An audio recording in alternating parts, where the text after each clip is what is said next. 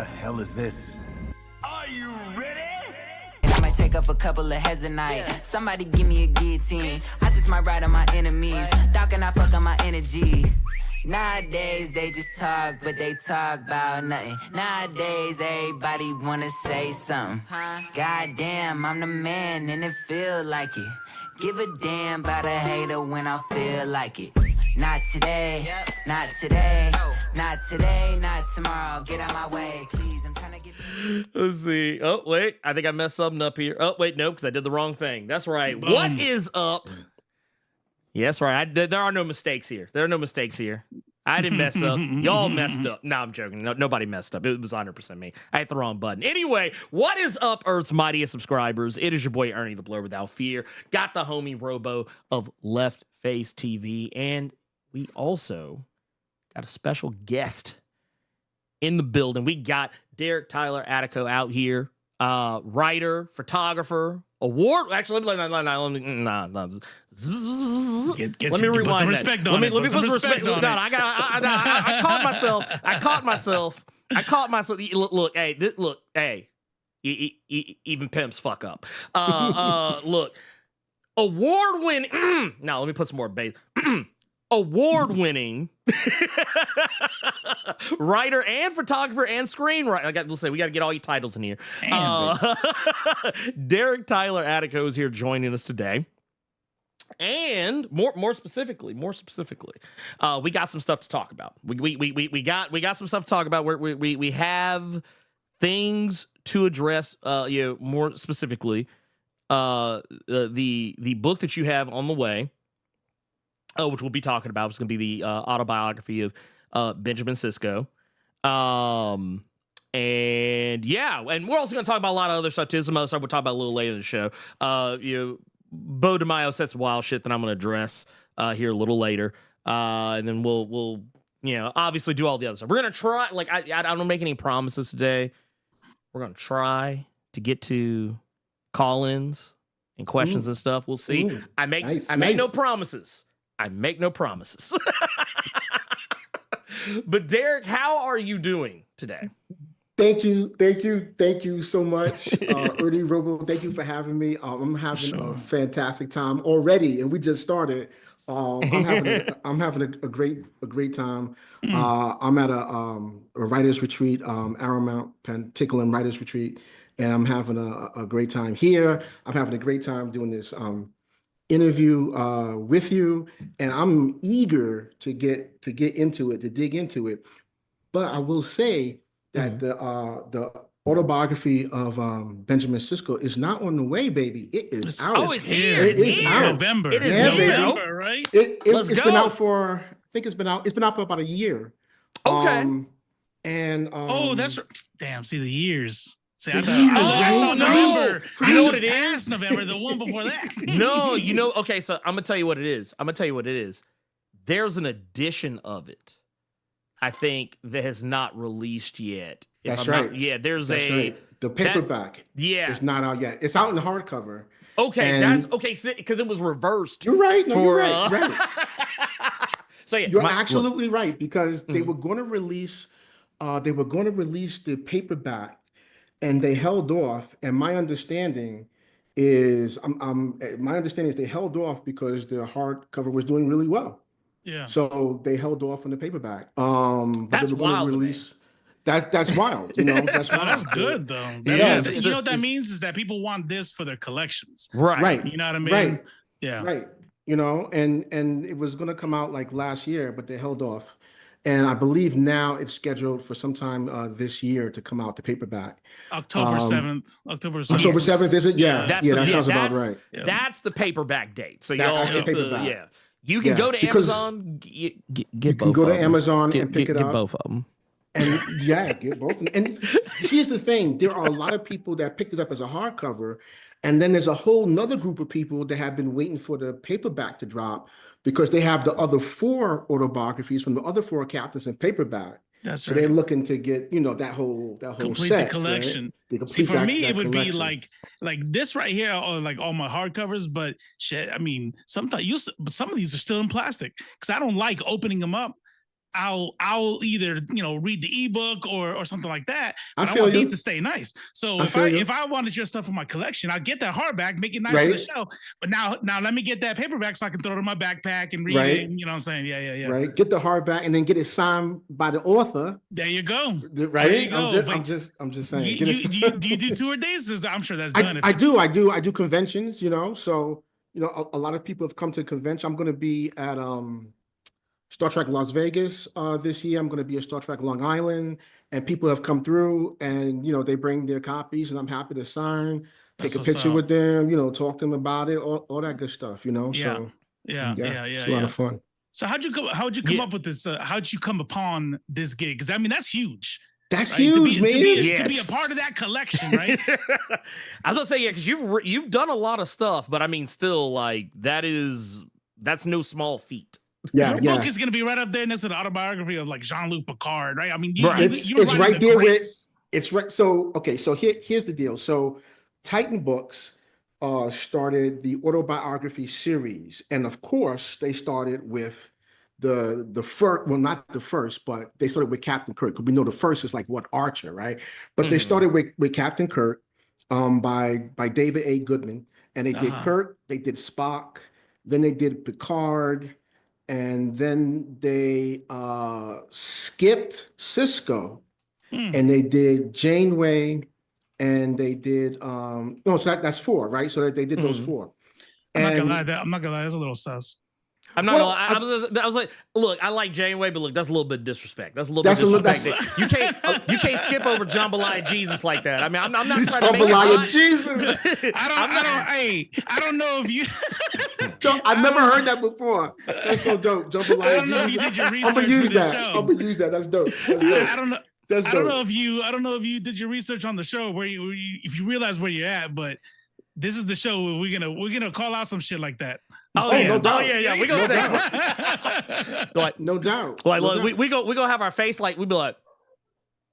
Hey, by the way, you don't have to. We also understand that you don't gotta say nothing. You gotta say nothing. You know what I'm saying? No, I appreciate that. No, but I'll tell you the real deal as I know it. There were 2 reasons that Titan held off and went to Janeway. The 2 reasons, as I know them, and as I was told when I had my discussion with Titan, was one is that he was in the wormhole, and it was like, well, how are we going to do that? He's in the wormhole, and all of the other autobiographies was the captain in their own voice, and so it was like, well, he's in the wormhole, so we can't. This is when the series was active. It was when it was on. Right. Got it. Okay. Right. Okay. The last episode of Deep Space Nine, Sisko goes into the wormhole with the wormhole aliens, and that's where he is existing. So he's existing outside of like linear time, and he's not really trapped there, but he's staying there with them to like learn from them. Okay, so in a lot of ways, it's like godhood. It's very mythological. It's very much like godhood. But one of the discussions I had with Titan was like, well, how do we do that if we're talking about a person's life and it's their voice and it's like their present day? How do we do that? Another reason was that they wanted to do something for the 30th anniversary, so they were holding off on for the 30th anniversary of Deep Space Nine. So so and that's as I understand it. So I mean, all right, well. All right, we'll give Titan right. I'm gonna cut him some slack. Only because they had the presence of mind to make to make the book in the first place. B, put you on it. So I'm gonna cut him some slack. And look, if you all right, look, I'll be honest with you. If you gonna cut Sisko for anybody, if you're gonna be like, hey, look, all right, look, okay. Look, I fucks with Janeway, okay? I fucks with Janeway, so you know what? Look, I ain't mad. I'm a little disappointed, but yeah, but look, now I'm not gonna hold you. If they'd have been like, hey, look, so we cut Sisko for was it the Kelvin verse, Kirk? I'd be like, all right, I ain't abiding that. Movie? I ain't abiding that. That's some bullshit right there. But because Sisko, look, okay, I'm gonna tell him myself just a little bit. I just want to tell him myself a little bit, and we'll get on this book. But so Deep Space Nine came at a very formative point in my life. Because okay, let's go ahead and get this out of the way. First and foremost, I was a huge Star Trek nerd growing up as a kid. It was what I watched when I came home from school. I watched the OG series whenever I went to go spend the weekend or the night, whatever, at my grandma's. If Next Gen was on, that was what I was watching. So when Deep Space Nine came along. And once again, I enjoyed it a lot. It is my favorite Star Trek series, like period, hands down. They know number 2 is good and far away, but it's still close. It's closer than most. But but the Next Generation, at least, just say that. I mean, I ain't gonna lie, I love Next Gen, but man, I ain't gonna hold you. Strange New Worlds has been kind of like. Okay, all right, that's fair. It's been good. It's been good. Yeah. Strange New World's been kind of creeping up on a motherfucker. Okay. Look, Next Gen is right there, but Strange New World's kind of like doing like the little Kim Kardashian kind of peeking ahead, be like, "Hey, what's up? We out here? You ain't forget about us, did you? Nah, I can't forget about you. I can't forget about you." But no, I loved me some Deep Space Nine. I used to have the little Deep Space Nine video game. I sucked at it because I didn't really fully understand what I was doing, but it was because of Avery Brooks, that the show really sung for me. And it's really more to do, like, it actually had less to do with the Star Trek of it that Deep Space Nine got me. It was because there was this little TV show that I used to watch a lot called A Man Called Hawk, which was a spinoff of Spencer for Hire. And I used to love me some Avery Brooks, that show, because I used to watch Spencer for Hire, so... Yeah, he'd be like, Spencer. Spencer. I was like, that's my guy. I was like, Avery Brooks, that's my dude. Guy with the big ass pistol. Bald black brother just out here just doing his thing, holding it down. Absolutely. Got the nice coat on. Like he had the he had the furs and he had like little leather jackets. It was great. But then they made this brother, the head, literally the HNIC on Deep Space Nine. And I was like, the whole time I kept looking at him and I was just like, man, these folks don't even realize who they talking to. Because, like, as a kid, I didn't think about actors. Right. I saw characters. So he wasn't Avery Brooks to me. That was Hawk. I was like, man, look, these Cardassians out here talking grimy to Hawk, and they just don't know. He don't know. He about to get him. Like whenever when Picard first showed up in that first episode, they kind of crossed paths, and he was just like, he gave him that look, and Picard was like, I don't know what the fuck wrong with this dude. I was like, that's Hawk. You go, okay, all right. You look. His phaser ain't on stun. That shit is set to kill all the time. Like I was like, he stays ready. But no, so the fact that I learned that this book was a thing, and it's about my favorite. My favorite guy in the chair. Right. So you just kind of said, Deep Space Nine, that's kind of where you live and breathe. Like, what was it like to kind of like bring the totality of this character, into a novel form? That's a great question, man. It wasn't easy. I'll say that, because I had to. Avery Brooks did a great job with Benjamin Sisko, but then I had to go and create Sisko as a child, Sisko as an adolescent, Sisko as a young man, And I early on I tried to find something earlier that Avery Brooks had done, but he'd done such a great job. With Sisko, he didn't repeat anything he had done prior. So I couldn't go to any other performances in any other shows or anything. So I just had to rely on my own ability to be honest, and trust the plans that I had, what I wanted to do, and dig deep. Some of it is from my actual childhood, but I just had to dig deep and have confidence that I was doing right by the character, So when you're writing, so I'm sure you've written other stories or other fiction, and everything's in your head. You get to just take it wherever you want to take it, right? But when you're writing this, not only do you have a character that's already set, but you have the character as presented to us by Avery Brooks, right? So you have the writers, but then you also have the presentation. The actor's going to put their own spice on it, right? Right. Was that like difficult for you to be able to go, I can't just do whatever I want. I have to keep this train going, and it can't, people need to be able to read and hear Sisko in their heads when you're reading it. Right. Well, I'll tell you what one fan told me after they read the book. They said that when they were reading the early years, it didn't sound so much like Sisko to them. And they were upset. Okay. And then they realized the reason they did, because he was a kid. Yeah, and then it started to slowly sound more like Sisko. And I was like, I was happy that was the case, because that meant I was doing my job, Right. But luckily, Titan and CBS Paramount, they asked me for an outline. They asked me what I wanted to do, and they were very, very hands off. They were like, "What do you want to do?" And I told them my vision, and I gave them an outline, and they were like, "Who?" So I got to play and create not just Sisko, but the Sisko family. That's right.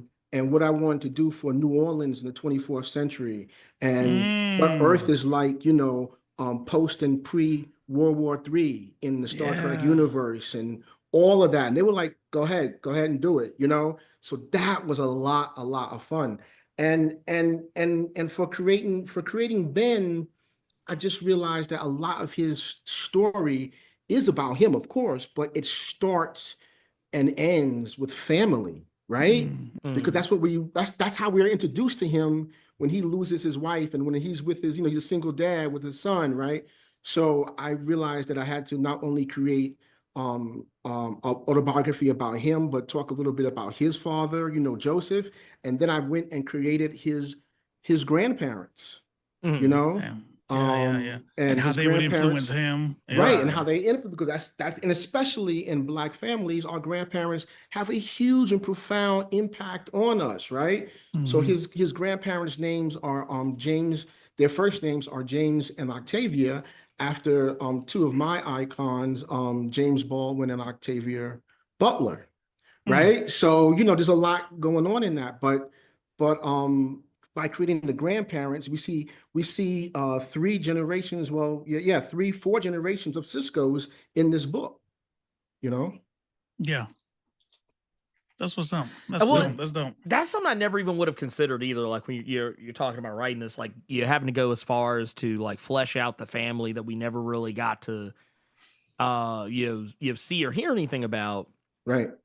And it's like it's one of those things, like it's a, I don't know, that's so cool, because like say you're adding to the mythos. Like you're adding to the mythos of the character. And it's already a larger than life character, but like it actually, man, it's like, dude, that whole world building on your so it was a lot of world building, man. A lot of world building. A lot. Because in on the series, he says, he mentions I have 2 brothers, and he mentions it in like one episode. We never see them, we never hear about them again. And it was like, so what's so then I had to give him 2 brothers. I gave him two twin brothers, David and Elias. He has a sister, Judith, that he mentions twice. In the 7th season, we never see her.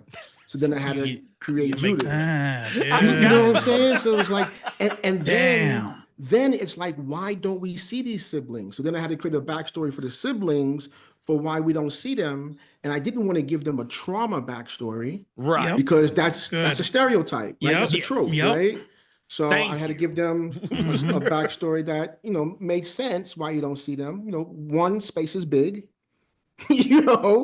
and 2, they got lives doing their own thing. So and Deep Space Nine is way at the back end of everything in the Federation. So That's right. Damn. Yeah. Well, Damn. Yeah. Freddie Lane goes, bro said, fine, I'll do it myself. right. well,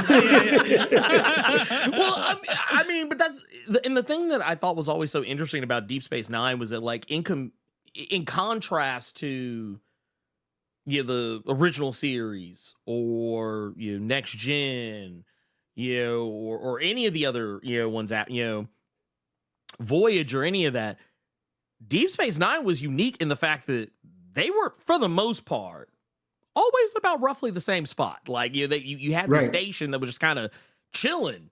And I mean, yeah, they ventured out, like, there was stuff that would kind of take them outside of that space, like, as you got into, like, later seasons. But for the most part, they were dealing with problems that were literally right there. Right. And people came to them instead of them going out.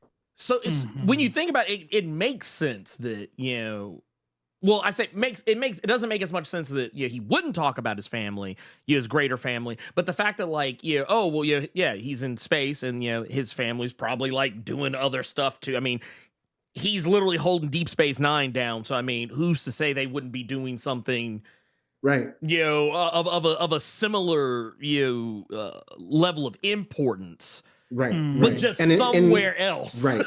And in Star Trek, Deep Space Nine is on the very edge of Federation space. Right. The last post. Way far away. Right.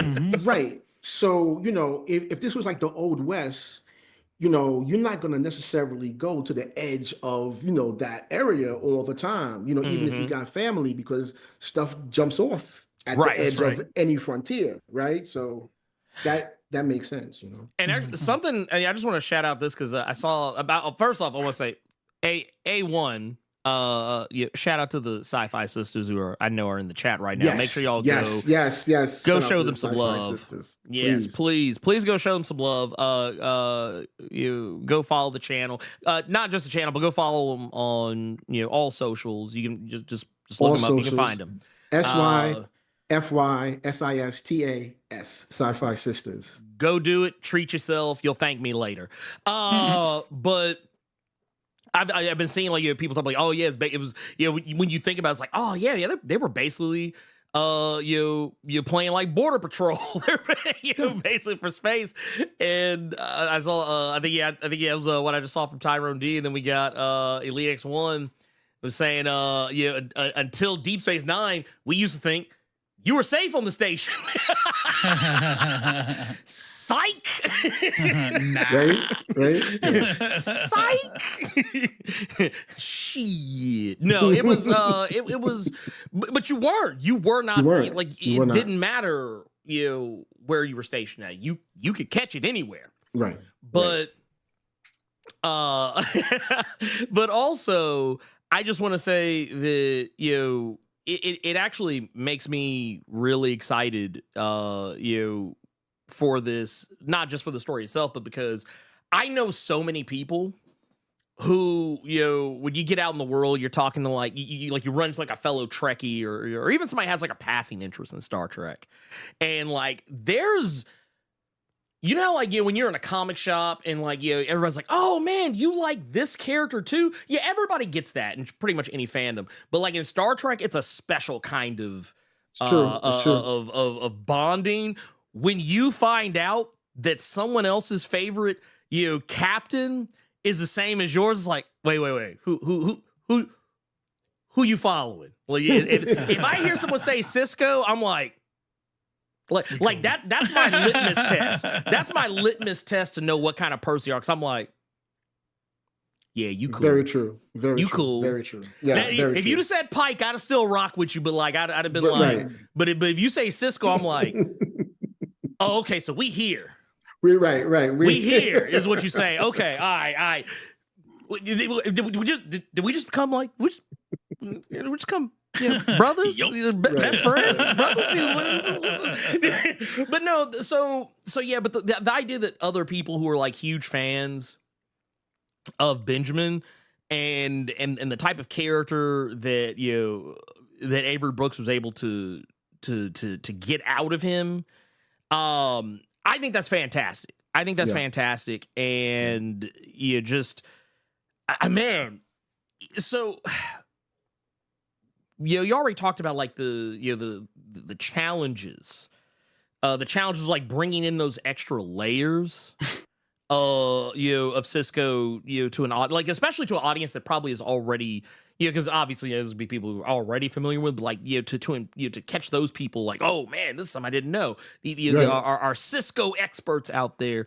But I'm actually curious too, like, because Sisko becomes such I won't say different character, but like you can tell that like he goes through a lot of changes over the course of the series. So what was it like? What was it like to kind of like, you obviously you know where he's gonna go, but you're crafting where he's beginning, but then to also go through like those different eras of Sisko. What was that like for you?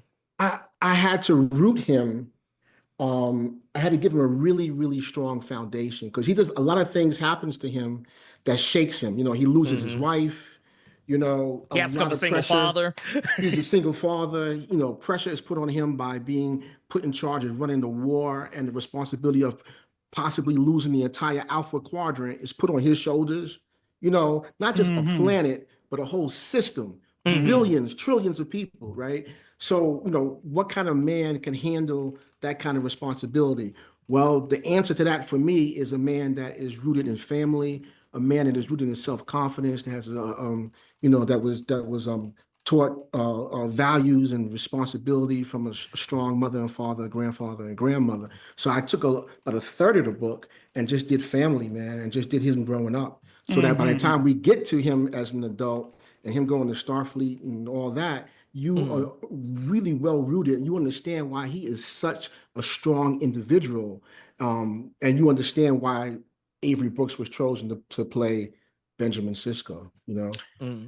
You said a couple of things that are kind of interesting. So when I think autobiography, I think the individual is beyond this, right? They're probably in the last quarter or tenth of their life, and like, hey, let's put this down on paper, right? Right. And so now for this, but the part that kind of throws me a little bit, and so I'm just tell me your process is we start talking about how he doesn't sound like him because he's a kid, and we started talking about having to get into the mind of, did you write this as like a biopic kind of deal where I'm going to experience him as a child, or is this nearly elderly that's telling his story? So that's a great question. So the way this opens up is that basically, still without giving away a lot, Ben is still in the wormhole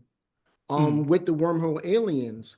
But he sends a message to a beam shoots to Deep Space Nine. He sends a message to Deep Space Nine because at the end of the show, he never got to speak to his son, Jake. And so in this message, he tells Jake about his life because he says, look, I don't know when I'm coming back.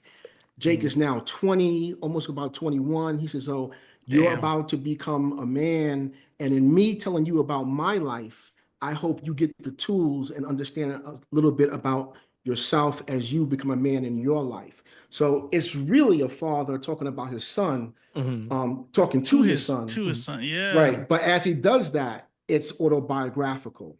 Right. Okay. Oh man, that's dope. That's dope. Well, that's dope.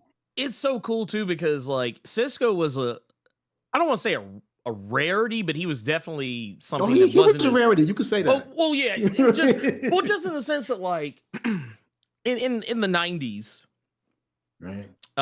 In popular media, man, yeah. Black fathers were always catching it, man. Black fathers were going through it because, your common thing would be like, oh, well, this black father is absent or is, around, but, not a good father. And there were good father, not to say there weren't any good father figures out there that were black fathers, but like, it just, man, it was so cool to me to see like, this guy who had probably what I think is the most unique situation of any starship captain to date by that point. Because like you think about like Kirk was out here, trying to get with everything that every pair of cheeks that wasn't nailed down. He wasn't no family man. Yeah. He wasn't no. This man said, "Look, He's like, look, I get the prime directive, but I'm trying to prime directive these cheeks is what I'm trying. That was his prime directive. to be fair, Kirk didn't care a lot about physical relationships. For Kirk, it was emotional relationships. That's why he was. That's why it was the Kirk Bones Spock thing. You know what I'm saying? Right. But in the 90s, for Black fathers, if you were a Black father on television, you were on a comedy show or you were on a cop show. Yep. And I would even that was pretty much it as far as my memory. That was pretty much it. Because actually, as I go back and try and think about it, it's like, that was it. That was it. But to see a Black father on a sci-fi show. On a sci-fi show, that's drama, right? And the lead. He's a lead. He's a lead. It's drama. And unapologetically Black. Unapologetically Black, right? 100%. It was a whole, it was like, what is going on? And he's not an absentee dad. And he's not an absentee dad. He's not present absentee dad. all day, every day. Like he's actually a legitimately good father. Like he's like and yeah, there's moments where like he and Jake would like kind of, they'd have their little moments like like a kid in their parent would. You expect it. Especially a situation like they had, because like the mother is absent because the mother has been killed off. So like he was basically the military dad. He was a military dad. That's exactly what having he was, to hold it down. He's like, well, I got this. He's like, man, I just got this assignment. I gotta go do this. But hey, look, it's just me and you. I got you coming with me. It was that whole vibe, and I was like, man. I was like, and also I always found it funny too, because you kind of go back to the Hawk of it all. Right. When he first was on the show went well and out of its way to be like, yeah, look, you can't rock that bald head and that goatee. Look, they said, look, we want people to believe like they, and I get it. I totally get it. They're like, look, man, if we put this motherfucker on, look, let me keep it a buck with you. If Hawk shows up, like if they put the show on. If they put the show on and you see that, like, oh yeah. So basically what we did is we just put this motherfucker, we put this motherfucker in space.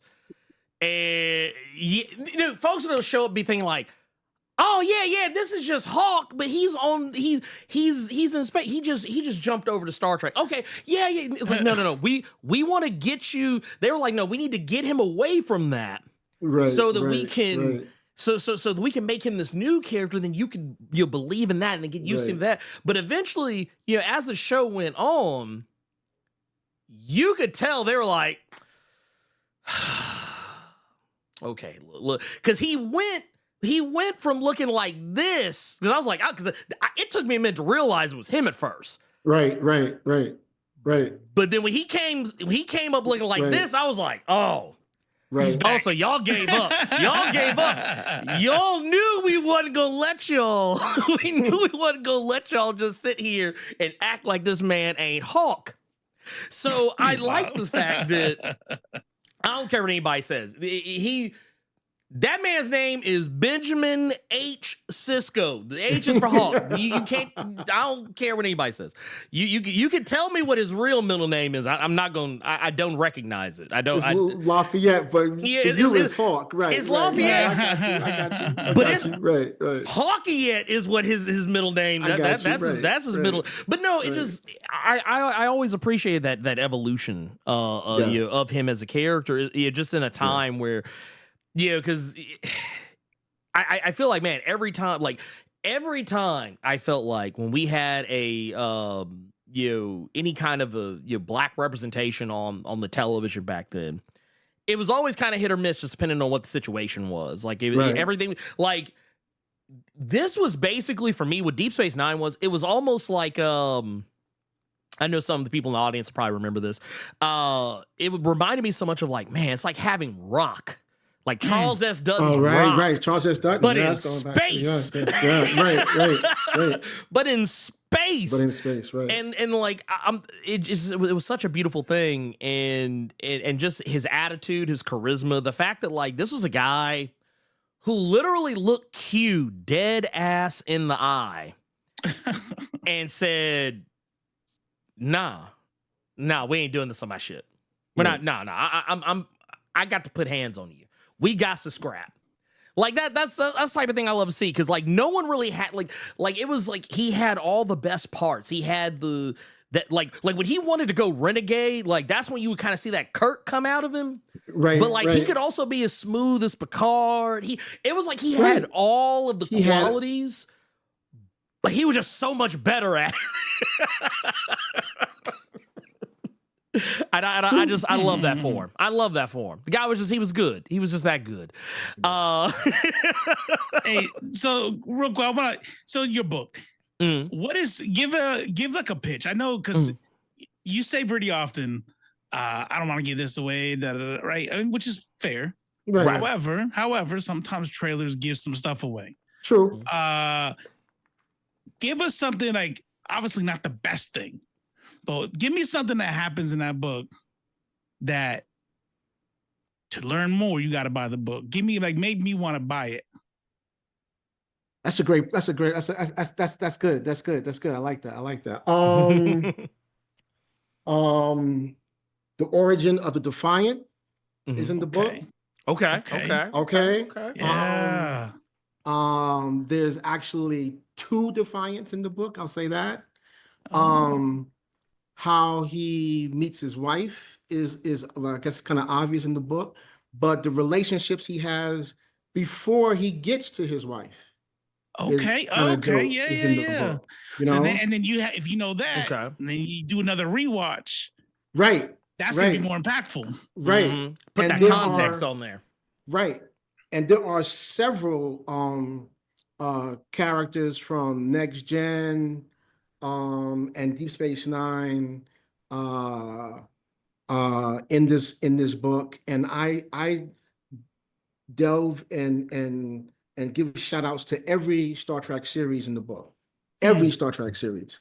So there's a little bit of everything in this book. Okay. No matter what you're a fan of. I'm talking about Enterprise, original series, Deep Space Nine, obviously, Next Gen, Voyager, Lower Decks, and Strange New Worlds. So it's all in there in this book. That's dope.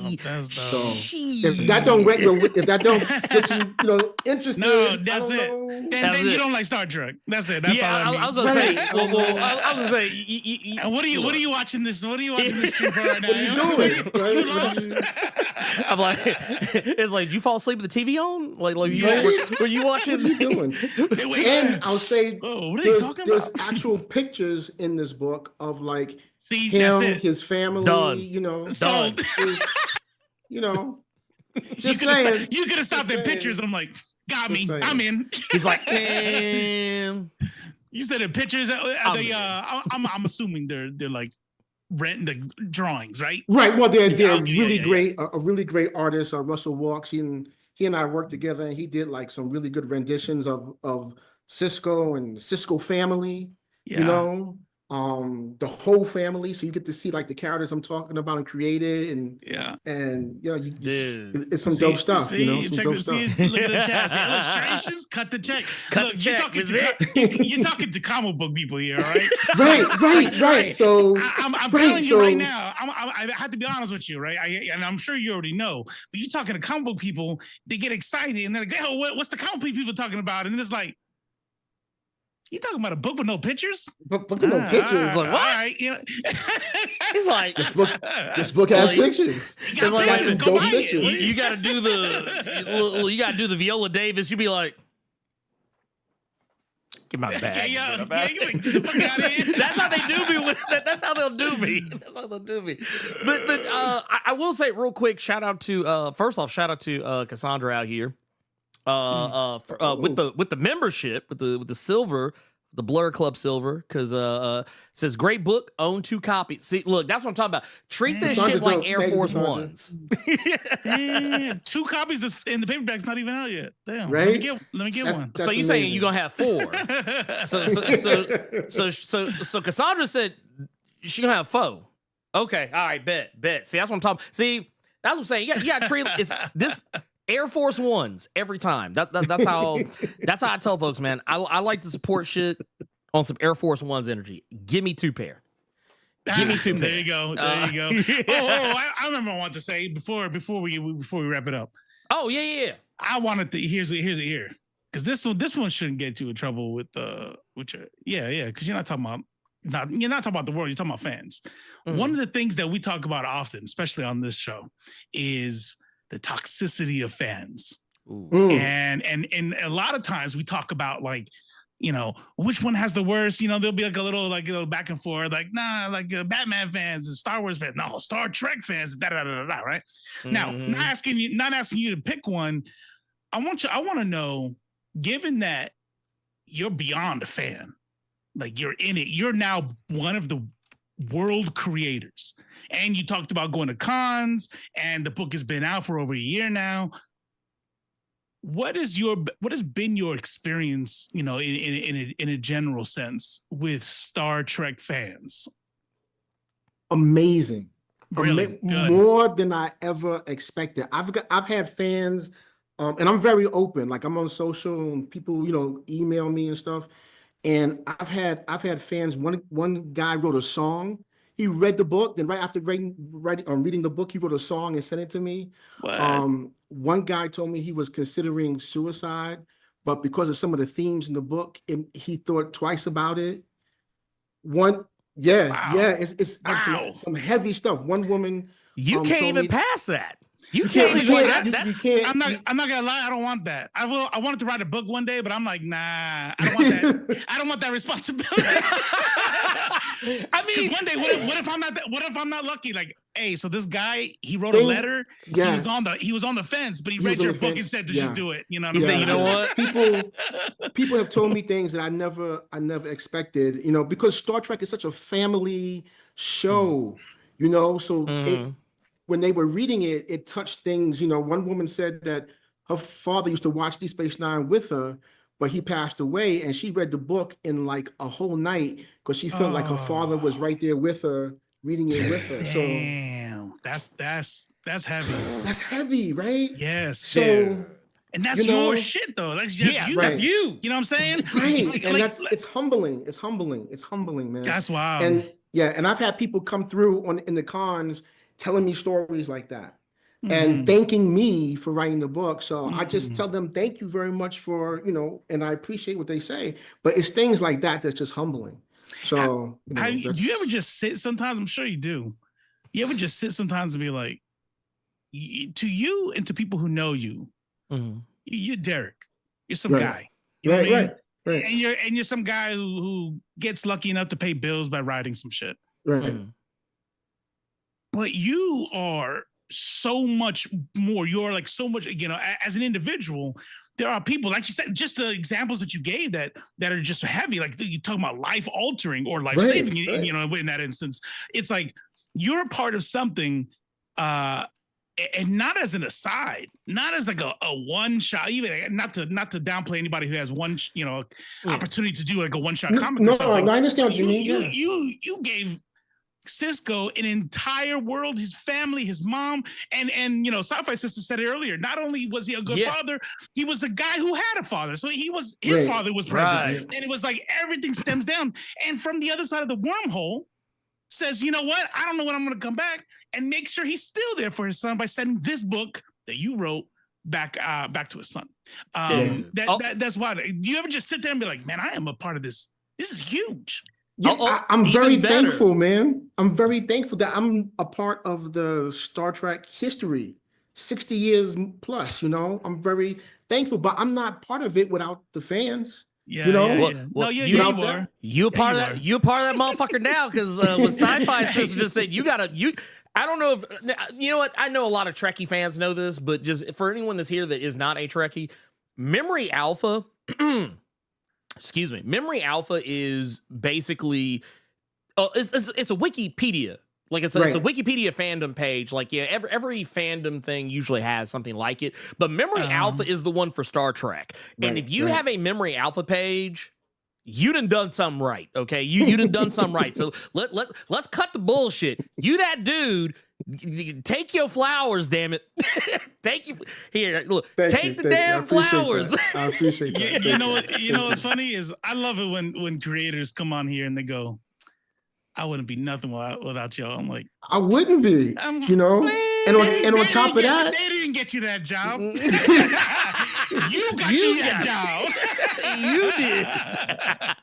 No, I know you gotta say that. You gotta say that. Yeah. No, but I mean, honestly, I feel that way, man, because I feel like it was like in some ways it's a conversation. And on top of that, the writers of Deep Space Nine created Ben Sisko, and then I added to what they did. You know what I'm saying? It's not like I created Sisko, but I added to what they did. So that was like a conversation. They did that with a team. They did that in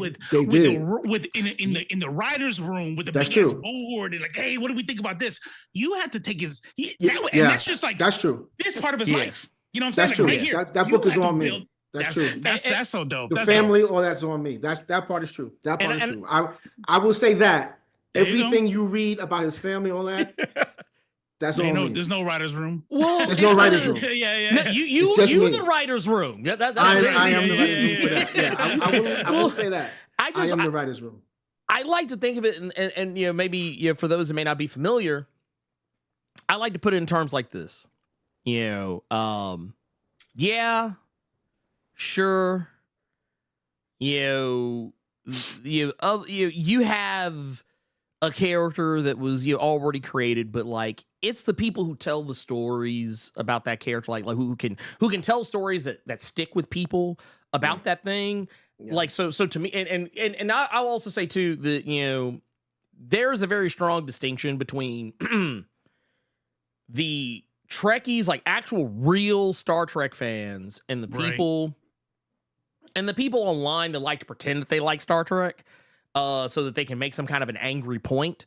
I always tell people I can like my canary in the coal mine for Star Trek is when I see someone complaining about Star Trek being woke or having representation. The second you say that, you didn't watch it. You didn't watch it. Right.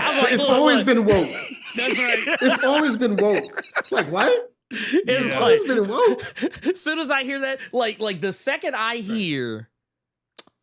Oh, they went woke. Like, right. Bitch, you didn't watch it. They out here showing. It was woke from day one. Right. That's it. That's it. Yeah. Well, because, and I tell people this all the time. It probably isn't something I should be proud of, but I remember the thing that actually opened my eyes at a very young age to the validation of trans people was Deep Space Nine.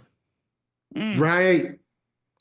I mean, I knew, because I was a kid. I was a little kid. I knew, I know that trans people exist, but I don't know anything about. I don't have any I don't have any inside track or not. I mean, I just like my knowledge of trans people were all like the jokes that used to be very casually thrown around back in the 90s. That was my knowledge of trans people. Right. But that, I think it was in the first, I forget the exact episode number. It was first season of Deep Space Nine, the episode with Dax. With Jadzia Dax and the Trill. And her lover was a man. Now it's a woman. Right. I know I don't remember the I don't remember it was somewhere it was kind of in the middle, maybe closer towards the end of that, maybe kind of just left of the middle on that series, on that season. But I remember the way that Sisko interacted with, because it was basically classic metaphor, because Dax and Sisko had history. Right. And when re-encountering Dax for the first time since they had last seen each other, and how Sisko was just like, okay, yeah, bet, okay, you were a man. Kept going with it, right? You were when I last saw you, you were a man. Yeah. Now you're a woman. Okay. Mm-hmm. Okay. How he reacted I was Right. like that right there. I was like, That okay, that was right. And it was like, okay, what's the big deal? Yeah. it's no big deal. What's the It was big no big deal? deal. You watch some shit like that and like, damn, I gotta be better. And Dude, Right. because in those I'll tell you, I hate to say it, but like when the show's on, the amount of trans allies that are out there are slim to none. Was right? slim to none in the 90s. So that's dope that they still did that. Right. So that's why when people say, That's right. "Oh, it went woke," oh man, look, Always they're been showing there. they're showing trans people on the Star Trek. They're showing gay people on Star Trek. I was like, dude, I was like, they were doing that stuff back in the 90s. Before first it was interracial kiss on television. Right. It's Star Trek. The very first interracial kiss on all of television. What is Period. wrong with you people? Not just Star Trek. Not just Star Trek. No. Oh, TV. like they were like people were like they were afraid they were gonna get taken off the air like first. That's right. So yeah, no, I can't help but tip my hat. I can't help but tip my hat to to Star Trek and more specifically Deep Space Nine, because I feel like it was socially not to say other Star Trek shows weren't, but I mean it was socially conscious in a way that I just feel like Star Trek had never quite gone before, because you kind of had to, because you're coming at a time where we've already had TOS, now we've got TNG, and we also got Voyager, and we got Deep Space Nine. So you had to bring something different to the table. And I really appreciate the fact that DS9 went the direction that it did, had the leader at the helm that they did. It felt like a show that I'm actually thinking back on, I'm shocked that it was ever made. I'm actually shocked that it ever got made and that it lasted. Yeah, and then it lasted the whole 7 years, and it put a black man as the lead on television and said, "This is what we're doing. This is going to be the guy, the gentleman, the actor that is going to lead not just Deep Space Nine, but he's going to speak for the Star Trek franchise. Deal with it. Deal with it. Yeah, 100%. And you can't unapologetically, can't look past that. So yeah, and you can't right." I will say this much, because like I said, I've enjoyed I've enjoyed having you here, because it's first off, you're cool. Wait. Oh, hey, before you close out, go ahead, one, and this might be the most important question. Yes, this might be the most important question. From Daddy Kaiju, he wants to know, how many times have you been confused with Jada Kiss?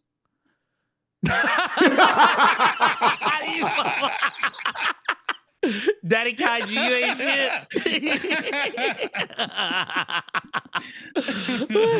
Well, I can neither confirm nor deny.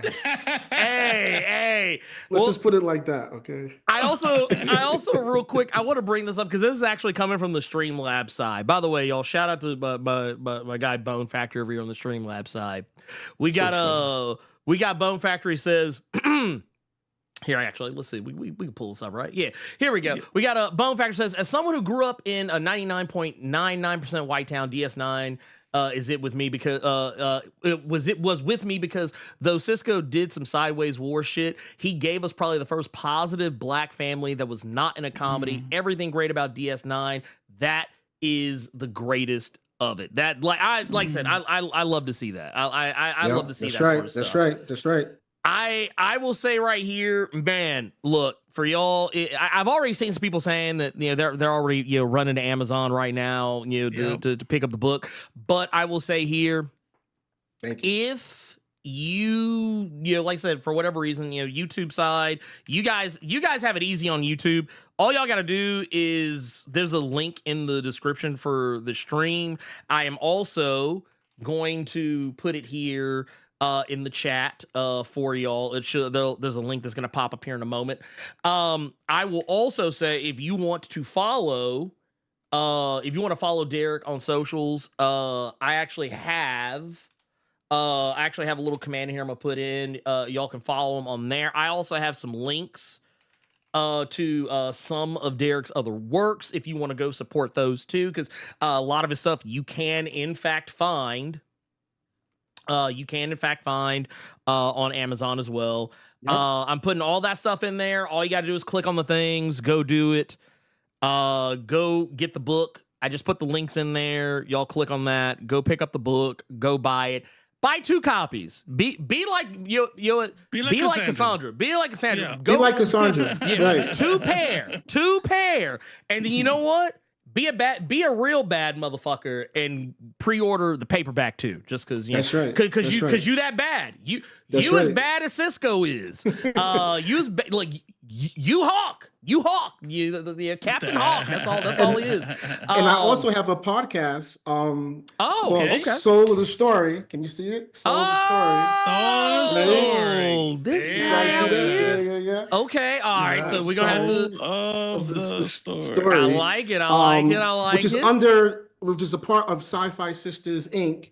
And we did the first season, and the second season starts next month. Okay, all right.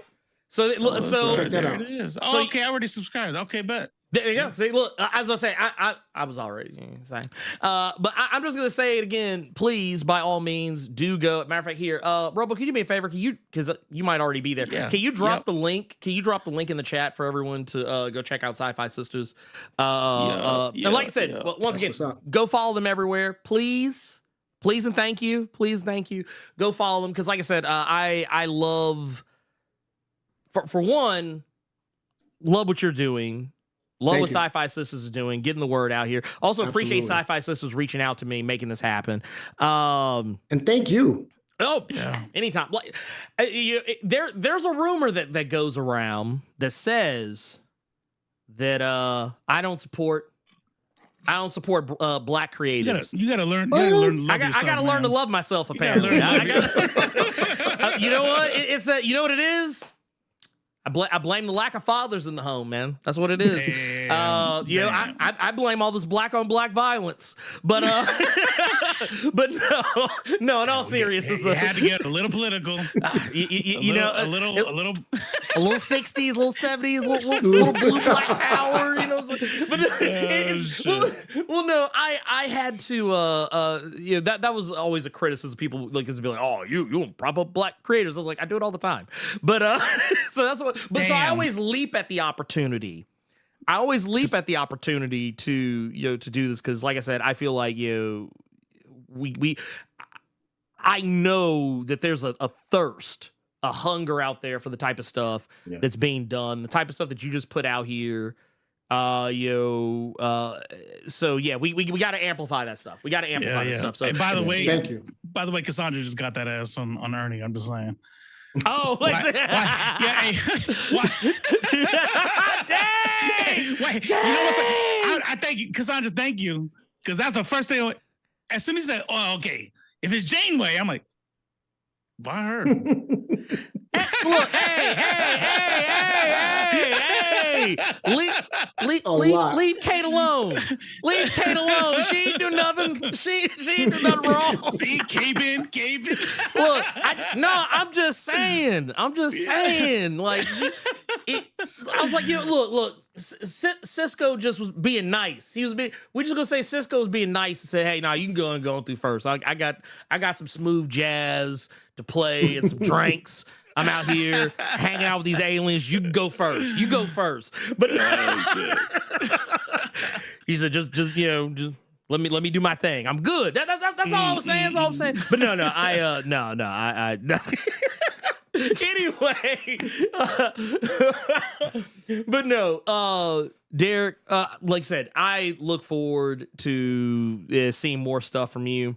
Thank you. And like I said, you are welcome back on.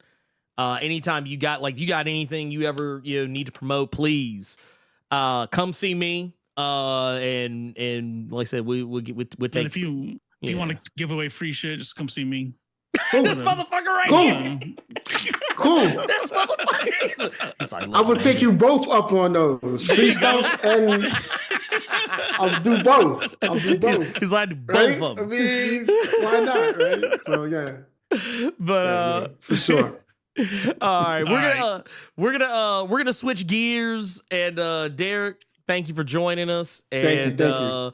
I guess Robo, we'll jump back over into Discord here, and we'll do all that. We'll do all that stuff. All right. All right, man.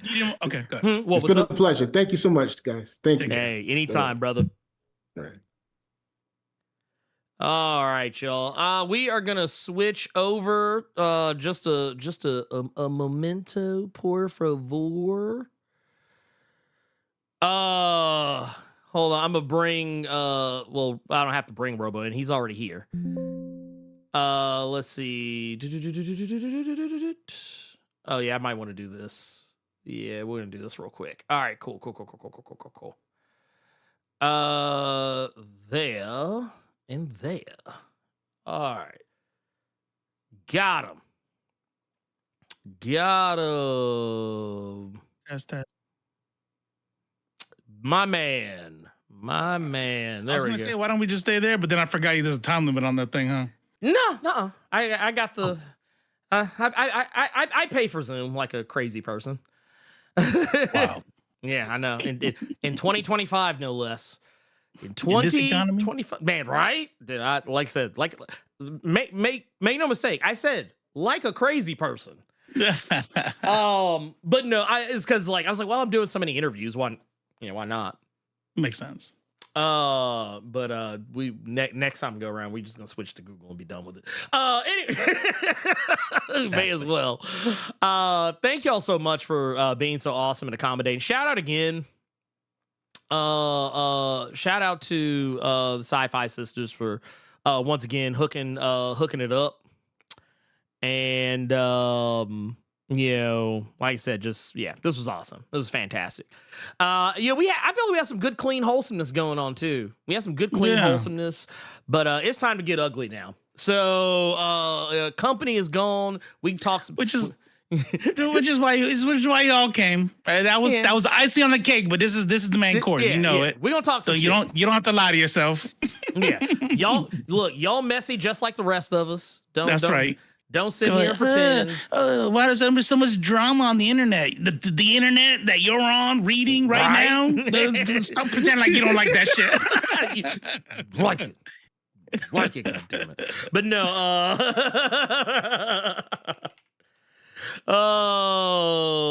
but yeah. I'm definitely gonna get that book too. I'm not gonna lie. So for chat, I'm like most things, I'm a normie with this kind of stuff. So I watched Star Trek. I grew up on Next Generation. So when Ernie told me that he was going to be on, I was like, all right, a book, biography. All right. Oh yeah, it looks like I am in it. Interesting. What was it? But it looks like a delay, like a lag or something. Anyways, you're in real time for me. Yeah. Oh, anyways. Yeah. So the so I was like, because somebody said, what was it? I think Elite said something or somebody lag, and I Ajax in them. And then for me, it's like a little bit of a delay, but it don't matter. Anyway, so I was like, gotcha. I was like, man, I'm not. Who cares? I guess I'll show up. Whatever. I mean, it's not really my thing. Now at the end of it, I'm like, man, I gotta get that book. Yeah. I gotta rewatch Deep Space Nine. I gotta get the book. Hey, it's in the thing. It's in the thing. Yeah. I'm gonna grab it for sure. I will say, for me, like I said, I once again, as a guy who's a huge fan of Avery Brooks, I go back and regularly rewatch. A Man Called Hawk. Recently went back and started watching Spencer for Hire again, just strictly off the strength of Avery Brooks and nobody else but Avery Brooks. And also as a guy who's writing a comic himself, kind of in a lot of ways inspired by that same TV show, A Man Called Hawk. That's dope. So that just to kind of really put people on game about where I come from with it. But that said, we're gonna talk some shit, and I'm gonna go ahead and say, in the words of Doc Holliday in Tombstone, if you are for whatever reason sensitive to drama, cover your ears, darling. It's because we about to talk some shit. I got to air somebody out. I'm just saying, man. got to learn to love yourself. Got to learn to love yourself. Got to look, man. I once again, I blame the lack of fathers in the home. Just putting that out there. So this came up briefly on the Saturday show. I just caught what you said. What? Oh, I'm over here like, yup. Wait, no, not that. no, wait. What do you mean? It's like, no, I didn't mean it. But no, oh, by the way, ooh, yeah, I'm glad that I caught this. Let me take that down. I don't want to accidentally show that and get in trouble. Sorry, I had the latest issue of it wasn't porn. It was Ninja Turtles. Flex. I already knew what it was. I'm like, watch, he's gonna say, sorry, it's an issue that won't come out until 3 months from now. Sorry, don't worry about it. It's all good. It's all good, man. Don't you worry about it. I don't know if you know who I am. I was actually legitimately scared because I actually did have it pulled up and didn't realize. Can you imagine? Yeah, Can you imagine dropping the bag like that? And like, sorry, you can't get these no more. Look, let me tell y'all something. I just got the hookup. I can read Ninja Turtles good in the head of when it comes out. Same thing with the X-Men books, right? No, sadly not. Well, no, DC. Who you're getting something early? Well, DC is DC.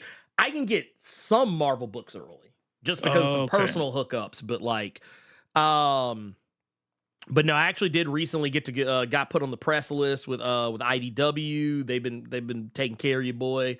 So yeah, I can't fuck that up because look, I don't know if y'all know this, but I'm kind of a turtle fanatic. So like the fact that I can read this shit ahead of time, yeah. That's worth its weight in gold. Dope. That's pretty dope. I'll just put it like this. I can't tell y'all anything that happens, but I'm gonna say this right now. Y'all heard it here first. Man, issue number 6, call the motherfucker. That's all I'm gonna say. That shit had me. I was like, whoa. I think I put it on Threads. I used the Antonio Banderas from Assassins. Probably one of my favorite GIFs, whatever the fuck of all time. Yeah. Well, where he's like, he leans back in the chair. Dude, that shit's goated. It was that. I can't tell you nothing about it, but just, I can't say nothing about it. But, but you know what? I will say this, though. You know what? I forgive them for that logo now. I forgive them for that logo. Okay. No more shade. No more shade at IDW for that logo. I'm gonna let the truce is on. The truce is on. But no, what we're gonna be talking about is something that came up. It was so Beau DeMayo recently had some comments. And some comments that I thought were interesting, considering some things that have happened recently.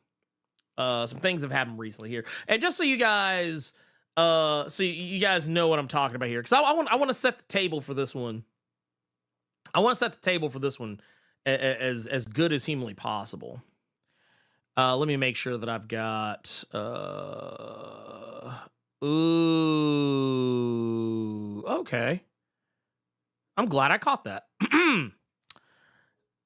I gotta fix this thing because I think I messed something up apparently when I was doing all that. When I was doing all that random-ish earlier. Yeah. So now we are fixing that. Fixing that now. Apologies. Actually, we'll just put it like this. Here we go. Bam. Let's just go back to the way it were. There we go. Okay. And Shazam. There we are. So, on ye old X, Beau DeMayo Beau DeMayo recently made some comments. Now, for those who are wanting to know what these comments are in reference to, basically what he's talking about here, he says, let's just say what it is. It's he says, here, let me rephrase. Hey, Marvel Studios, please stop race swapping white villains to black people. It reads funny. And then he just lists a few names. Kang, High Evolutionary, Norman Osborn, and Electro, and Mordo, Baron Mordo. I thought this was an interesting thing for Beau to say. Because it started this discourse that I find, I don't know. I honestly don't know how I feel about it, if I'm being brutally honest. Yeah, because it's like one of those things where it's like, I need more information. It's like, you know? Yeah. Like, I need, can you flesh this out for me? Because I feel like I low-key want to agree. Like, right. I see what you're saying, but I need more info. Well, that was okay. So that was where I was. That's where I was at with it when all this stuff initially came out. When because okay, so for those wondering, it's because of the what was originally called it was originally called Spider-Man Freshman Year, but that name actually got dropped. That name was dropped in favor. Friendly Neighborhood Spider-Man, right? Yeah, Friendly Neighborhood Spider-Man is the actual that's the actual title for it. And for those that may or may not have been keeping up, basically what they did was they made Norman Osborn a black character. You guys have probably seen all the memes. Yeah, I'm pretty sure you guys have seen the memes, but like, yeah, this is Norman Osborn in that continuity. He was coded black anyway with them waves anyway. Yeah, that's what I said. I was like, dude, this dude's black in the motherfucker. He may as well be black as the Ace of Spades. As far as I'm concerned. I mean, he's got a grandfather or great grandfather somewhere. Oh yeah, no, I promise you. Look, okay, can I keep it a buck with y'all? Can I just keep it a buck with y'all? Can I keep it a band? I'm gonna keep it a band. Look at the waves. Yeah. Yeah, I mean, yeah, it looks like Tommy Lee Jones. Lee Jones, no, but that's Tommy Lee Jones with a melanated grandfather. Right. Like, look, I just want to show you this. Look at that. Look, the man. He had that's the why he do-rag. That's exactly. I was about to say. Yeah. It's not a mask to hide his identity. It's a wave cap. Right. Like, dude, I'm just putting that out there. I mean, I'm not trying to I'm not trying to start no shit, but I'm just saying, like, look at it. Look at the 360. Look at the tsunamis coming off the end of this man's hair. These are tidal waves. This shit would knock down a city. This shit would literally be he has natural disasters coming off the end of his hair. Naturally too. Yeah, look. There's got to be some product in there or something. There's got to be some product in it. Like also, I just want to look. No, fuck this. Hold on. Look at this shit. Look at this shit right here. There is no. They won't ever stop. New, dude, old, it's not art style. Look at that. Every single time I feel like they know, they just don't want to say it. They're like, nah, he's 1/4. Yeah. Oh no. It's canon. He's 1/4. We just don't want the heat right now. Yeah. Dude, look at this shit. Look at this shit. This motherfucker. I'm sorry. This is the one drop rule. That dude is black. I don't care what nobody say. Okay. Sprightly, you ain't shut up and say, no product, just juices and berries. I'm just saying, but I mean, look at it. Look, I just want to zoom in. I'm look, enhance. And look at that. Look at that shit. Ain't no white man. Ain't no white man walking around with hair like this. I'm sorry. It just don't happen. I don't, you can't make this shit up. You can't make it up. And look, I get it. I like Willem Dafoe as much as I like anybody else. But look, you look at this shit right here. Look at the waves. Look, I'm sorry. That was the thing. That was the thing that made you that let you know who he was. Yeah. You know, because look at that face. Like that face it could be anybody. Yeah. So you got to give somebody something. They gave him waves. And they did that for a reason. 100%. 100%. And I know some people don't like the idea of blackifying Norman Osborn, but I'm sorry, it's too late. No, look at the swagger on this man in these images. Look at this shit. Nah, that's too clean. That's too clean. Look at that. You can't. I'm sorry, but look, I get it. Look, don't get me wrong. I get it. I totally get it. I'm with you. I'm with y'all. I know there's some people out there that are mad the same way Beau's mad. I get it. I totally get it. But y'all got to let that shit go. I'm sorry. So I saw some chatters that I'm not sure we're all on the same page here. Okay. And I probably didn't help with the thumbnail. Here's the thing. It's less about. This is not really a conversation about pandering, and I apologize for using that. Yeah. This is a conversation of, as far as I can tell. That's why I said I need more information. As far as I could tell, Right. this is not a stop race swapping characters, because look, if that's your opinion, that's your opinion. That's fine, whatever. But I say make everybody black and brown. Fuck, make everybody black, period. I don't give a fuck. Yeah. Like, I don't just race change everybody. The point of this is not about the race change. It's about how many villains you're making black. Right. That's the point. That's the Right. point. And in that case, if I would, like I said, I would need to sit down and probably write it out and try to figure out how many there are. Yeah. Maybe see how many it's gone the other way, like with the Like, what's the curve on it? right. I'm just like, I don't know. It seems about even. It seems about even. Well, But I mean, look, there's a reason why. yeah, Michael Clark Duncan is Kingpin. Yep. Yeah. Oh no, But look, nobody else could play him anyway. That's a good casting right there. He was like, I'm not gonna hold you. He was A1. Michael Clark Duncan was A1 on the on the casting for that. But I just want to make something clear here. I feel like this is less Marvel trying to pander or try to do something problematic. I actually think this is one of those situations where I think people are kind of freaking out. And I'm gonna tell you why. I'm gonna tell you why I think that. Okay, first and foremost, I'm gonna concede a little bit of ground, only so much in the sense that have there been a lot of MCU race swaps with white characters being actually, dude, you want to hear something funny?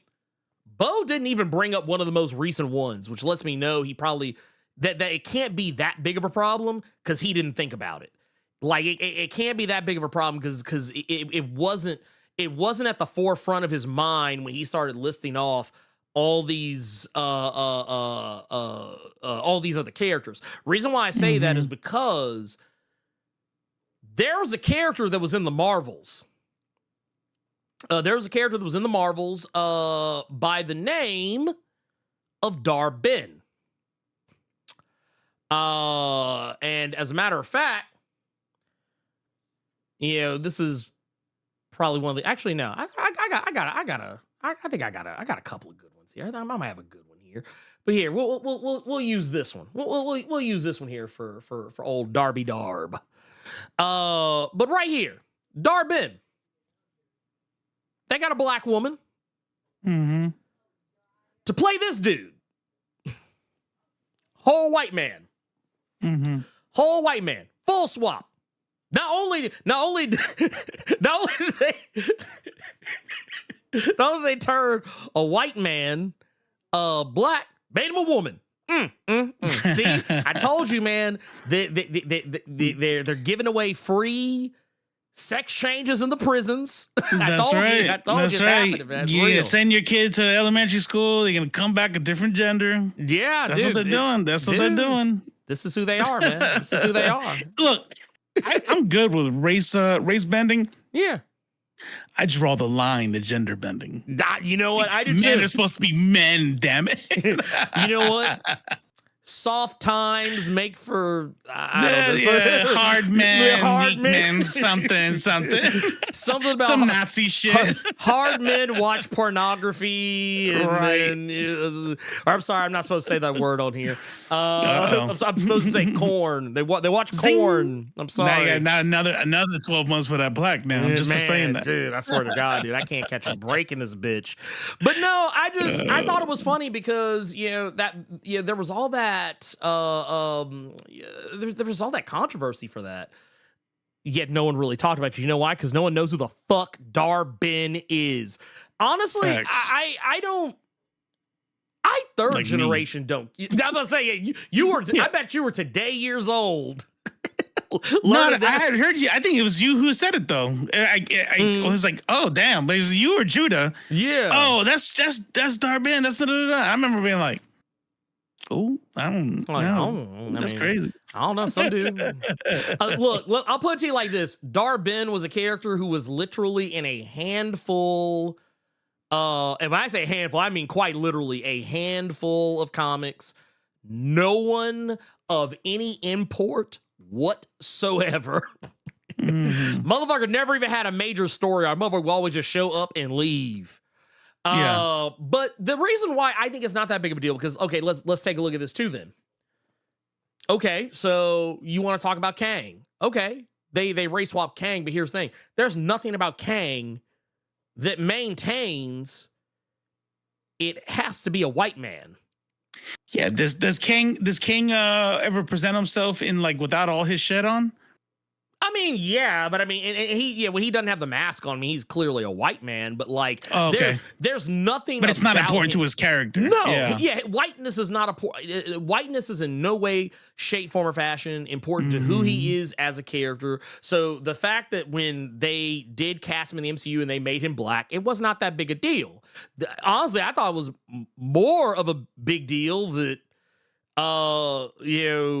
I was like, okay, well, how are they going to handle Fantastic Four? Because, the whole, thing is that, technically he's, supposedly descended from like Reed Richards at some point. But I mean, you could be black and descended from a white man. Yeah, we see it all the time. We just saw Osborn. It could happen the other way too. Yeah. Well, and that's the thing I thought was kind of, wild about this too, is that, I thought Jonathan Majors did a pretty damn good job playing Kang. So I was like, it's because at that point, it's ability overlook. It's ability overlooked to me at that point. And then when you get to like Guardians of the Galaxy, we had the High Evolutionary also killed it. Absolutely positively killed it. Chukwudi Iwuji was out here. Mern was out here acting his ass off. And I'm sorry, you just can't convince me that anyone else was better for the part. And you can't even say that was pandering, because James Gunn quite literally works. Like James Gunn is like Quentin Tarantino. He works with the same people. Like if you've worked with James before, you are probably eating for the rest of your life. You are going to be in every fucking project that because he's always going to find work for you. He loved Chuck Woody on Peacemaker, so he was like, "Hey, I got a role for you." And he even said himself, he said it wasn't like he just gave it to him. He told him to audition for it. He said he did better than anyone else who tried to get the part. So it's not pandering at that point. And I genuinely believe it's not pandering. When it came to Baron Mordo, who, I mean, I'm not gonna lie to you, Doctor Strange villains by and large, I don't give a fuck about him. But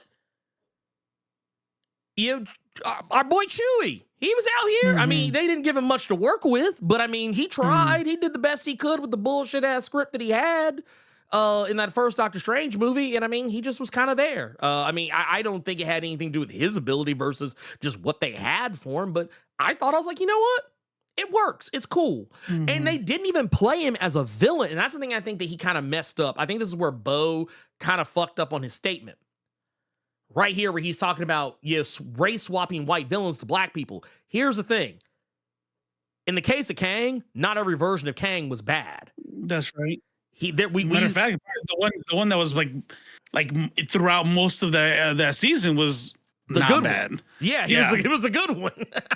And matter of fact, the first one you ever saw wasn't a bad guy either. He was That's right. when he was He Who Remains. The High Evolutionary, for the most part, was the only one that was a legitimate bad guy. Norman Osborn in the Friendly Neighborhood Spider-Man animated series is stated to be more of, I mean, obviously he's going to become the Green Goblin, but he's stated to be more of a mentor than anything else. And then you've got what was it in Spider-Man? Spider-Man No Way Home, Electro. I mean, he was a bad guy, but he also he was given an opportunity to be a better version of what he was. That's right. That's right. And took it. Yeah. And I will say this. I don't think it has any. I think this is not a where there's smoke, there's fire situation. I don't think that at all. Like, trust me, I would be one of the first motherfuckers to say it. Of course. If this was of course. But that would be the topic of the show. That'd be like, we call out Disney all the damn time. Like, you know what's weird? Right? How is every hero white and every single villain black? Let's talk about this today. Right? Trust me. That, like, you would see it on the thumbnail. We'd be like, Marvel ain't shit. You know, that's what it would say. But here's the thing. I think Marvel is doing what Marvel always does. They're leaning into the memes. The memes. That's what Marvel does. Yeah. Look at this. Yeah. I look no further than one of my personal favorite Norman Osborn memes. I'm something of a nigga myself. Yeah, I like that. That shit's cold.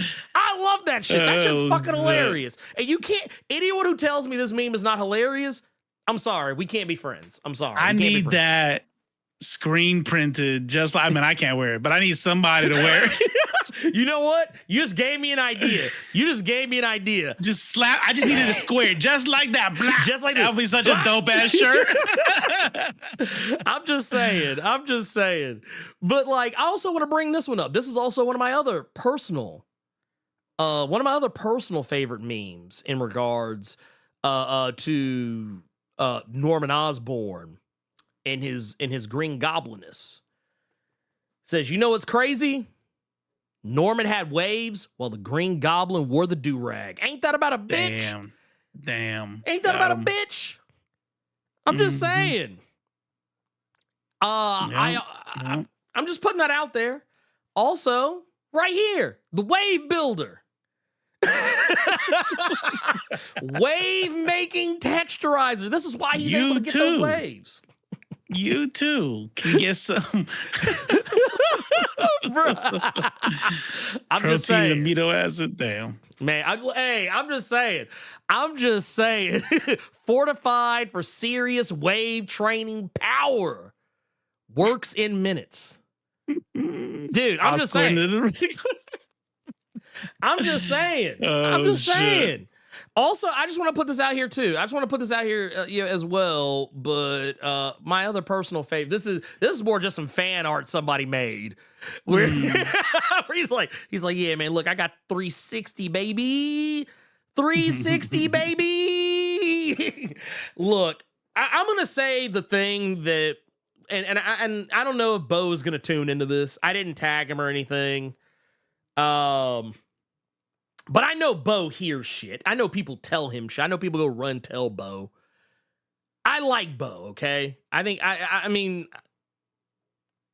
we're still yeah, on his side until further notice. Yeah. And that's a good way to put it. Yeah, we're willing to believe. We are willing to believe. Especially in regards to believing a corporation versus a person, an individual person. I'm almost always going to go with the individual person. Unless like that individual person did some heinous shit that I can actually see legitimate actual proof for. However, I think Beau is just trying to stay in the news for this. Yeah, I don't really know what is. Yeah, no, with you. Yep. Yeah, I don't know. That just, look, I get it. Motherfucker sitting at home, he is chilling. That motherfucker ain't got shit to do. Because I'm pretty sure he has non-compete in his shit. And he got to keep busy somehow. He's got to keep busy somehow. And this is actually not the first shot that he has fired across the bow at Marvel in the last month, because he was hypercritical of What If Season 3, which, to be fair, was What If Season 3 the greatest thing I had ever seen ever in the history of ever? No. But was it like, I mean, that last finale was pretty dope. I like the finale. Well, I mean, I like the opening. I like the Falcon Winter Soldier stuff. Not Falcon Winter Soldier, but the Red Guardian Winter Soldier stuff. Yeah, I liked the act. Like, honestly, I liked all the episodes. I didn't think they were, but I think what it was, I think people, and maybe because we knew it was going to be the final season, so I think people were probably just expecting it. Like, okay, you know what it is? I think people who were really disappointed by What If don't understand what If actually is. Like, I can tell there's a lot of people who told on themselves when they were trying to talk about what they expected from the What If animated series. When Marvel first announced What If, I completely understood the assignment. And it's because What If is just a series of one-shots. Ain't none of that shit interconnected in any major way, except for like maybe the rarest of circumstances. The way they did, what was it, season 1? Yeah. Was it season 1? Yeah. I think there was a season, I think it was season 1 that spoiled us. Yes. Because there was that through line with the dark stuff Strange. Right. But see, here's the thing though. We didn't know. That's right. Because it didn't become apparent till the show was till the season was almost over. But here's because we knew that, that's how it's gonna paint how we watch season 2 and season 3. Yep. And they did kind of do it again with season 2. But the thing is, it's like, I wasn't expecting them to have like an entire interconnected season like the whole way through season 3. I was like, look, they're just going to tell me some fucking stories. I'm going to watch that shit. I'm going to be entertained and I'm going to move on with my fucking day. I'm not expecting my life to be changed. I'm not expecting my world to be fucking turned upside down. I'm just expecting to see some shit and be like, okay, cool. That was fun. Because that's how I used to read the What If comics. 100%. I never walked away from a What If comic being like, ooh, I can't wait for the next one. Oh my god! like was it like cliffhanger? like that dude on Super Hot Fire and be like, oh my god! Like, I'm not gonna be doing that. No, I'm not gonna be doing that. But I am going to walk away and be like, dude, that's what's up. That was cool. Yeah, actually, you know what? Yeah. I like that. I like that one. So, going from that. And I think, I forget exactly what it was Beau said. I think he said something to the tune of he would have rather watched paint dry than watch What If Season 3. And I'm like, look, all right, calm down, dude. Because I said, now you're being ugly. Like, you're being ugly. And I find that interesting, considering the fact that his criticism, criticism side, like, I feel like, I don't know, man. I kind of feel like that shot across the bow was more because he's not at that studio anymore, so he's probably feeling some type of way about, because it has been implied that there are people that were the reason why he got put out. And there's other stuff that he experienced at the hands of other people at that studio who are still there. I feel like that's a misplaced aggression. I don't know, that's just me. But for and who knows? He'd have to tell us. But his argument, it might be. It might be sincere. Yeah. I mean, because that's how I do shit, by the way. Yeah. I mean, there's two types of people who post shit, right? Mm-hmm. Well, I mean, there's more than two types, but you know what I mean. Like, one type is like, gotta think on it. Yeah. You gotta realize who, your reach. You gotta realize your platform. You know what? Let me sleep on that. Yeah. Oh, no. Then another kind of, I was about to say, you seem like the type that you would do something like that. Then there's another type that is impulsive. You know, like when you're driving down the road and you got those intrusive thoughts. You're like, man, if I just went, you know what I mean? That'd be fucking crazy. But for social media, some people are like, that's what they do. And except instead of saying imagine, they go, I'm gonna write this. I just, and that's how I post. That's how I post. And sometimes I'll post something and I'm like, I don't agree with that anymore. I probably should have thought about that more. And I feel like this is something he might have done. Maybe he might have had like a shower moment to where he's like, you know what's fucking wild? That's a villain. That's a villain. That's a villain. man, that seems sus. Why are you making all these villains black? You know what I mean? And so then he posts it, not knowing that it's like, well, now we gotta cook you a little bit. we got to lighten it. I'm gonna have to dig your ass just a little bit. But I say all this though, and I'm gonna be honest with you, this is coming from a place of love. This is honestly 110%. It's coming from a place of love. This is a teachable moment for all parties involved. And I think this is something that, while yes, I'm perfectly okay with people, feeling some type of way that, or whatever, feeling like, oh man, you're just going in on him and he ain't here to defend himself. Well, here's the thing. Here's the scheme. I mean, he's more than welcome to. Dude, and he knows that. Look, because I see some people who have brought it up. Here's the thing. We have offered him the opportunity to come on our show, come on our platform, say his piece. So he knows this isn't like a situation where we're like trying to gatekeep Beau out of here. Beau is literally welcome to come on here and talk some shit whenever he wants. 100%. 100%. Yeah, with a reason. The Nerds of Culture account sub to his thing so we can like keep in touch and make sure. Yeah. Look, Beau, in the off chance that you're watching this, the way that the messages come out and it's blurred, and since I just happen to not be gay, you in a jockstrap, I could still tell even though it's blurred. So it was like, that's why I had to unsubscribe. Like I couldn't. Yeah. I was like, ooh, new message. Maybe he sent us something. Nah, it's just him in a jockstrap again, blurred out. Okay, all right. It's like, well, okay. Maybe next time. Yeah, it's right. He's like, well, I guess we'll just have to catch him on the. Well, and here's the other end of that spectrum as well. That I think definitely also. I think also kind of goes without saying here as well, is that when all of that was, when all the the shenanigans, whatever, whatnot, what have you, when all that was initially going on and all the X-Men 97 stuff was like popping off like super heavy, one of the things that I thought was pretty damn hilarious, and this is how I know he follows me. There was a meme I posted. And it was after the episode where Wolverine got his adamantium snatched. And he didn't retweet me, but he took my image and he used it for his own. But it was a fuzzy, lower quality version, but it was basically my image. Yeah. So, and that's nasty work. You could have quote tweeted. He could have quote tweeted. You could have quote tweeted. And I know but you know what? And I think I know why he didn't do it. I think it was because at the time, I think he probably saw like some of the discourse that I was involved in regarding him. That's fair, John Stewart. That's fair. Was that? No, go ahead. He said, no.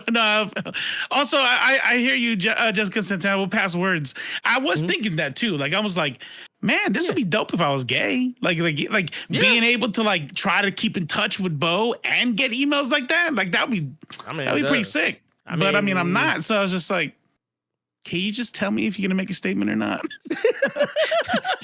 I don't need. He doesn't do like hardcore shit, nothing like that. It's always like in Speedos and stuff. But it's still like, I don't want to see your butt cheeks. Just tell me if you want to make a statement. I want you to come on the show. Like, that's kind of where I'm at with it. I'm like, look, man, I ain't trying to see all that, but I mean, I appreciate, like, I'm here to support. Yeah. Like, and we are on your side. Just not so much to why I want to see butt cheeks in Blerd or not. No, 100%. But I want to go back to something he said. Like I said, I want to go back to the original statement just because I want to make something incredibly clear, like crystal fucking clear. Do you know what he's rephrasing here? He says, here, let me rephrase. What does he say first? Okay, so I deleted my Twitter, so like I can't see his tweet history. I think There's a Culture still has it. I was gonna say, because like if you go, so like, because I didn't know this, but apparently, like if you do not have an account and you go to Twitter and you try and look at someone else's, like you can see their tweets, but they're out of order.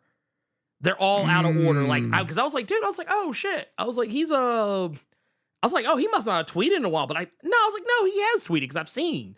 And then like when I looked around, I was like, I kept scrolling down and it was like, it'd be like, oh, here's a tweet from 2020. Here's a tweet from 2022. Here's a tweet from 2024. Here's a tweet from 2019. And then, so on and so forth. It was like, it was all the way the fuck out of order. But right. I get where he's coming from. It would be weird if Marvel was race swapping white characters who are villains to black people. It would be weird if all of these characters he's listing off were actual villains.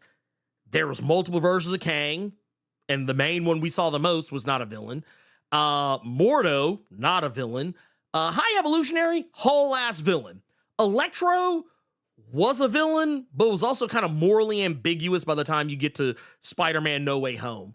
Norman Osborn, yeah, he's usually a bad guy, but we don't really know the context of how he's going to play out in this Friendly Neighborhood Spider-Man deal, though I think it's safe to say he will be a bad guy at some point, but he is mentoring Peter Parker in this. So he's playing a father figure type role in it. So, I mean, I don't think that that's a bad thing at all. I would be willing to cut him a lot of slack if not for the fact that he did this. Okay, you don't want them race swapping characters. Well, guess what, Beau? I got something for you. You race swapped a white woman. Now, I know what you're thinking. You're probably thinking to yourself, well, wait a minute, she wasn't a bad guy, though. You're right. You made her a bad guy, though.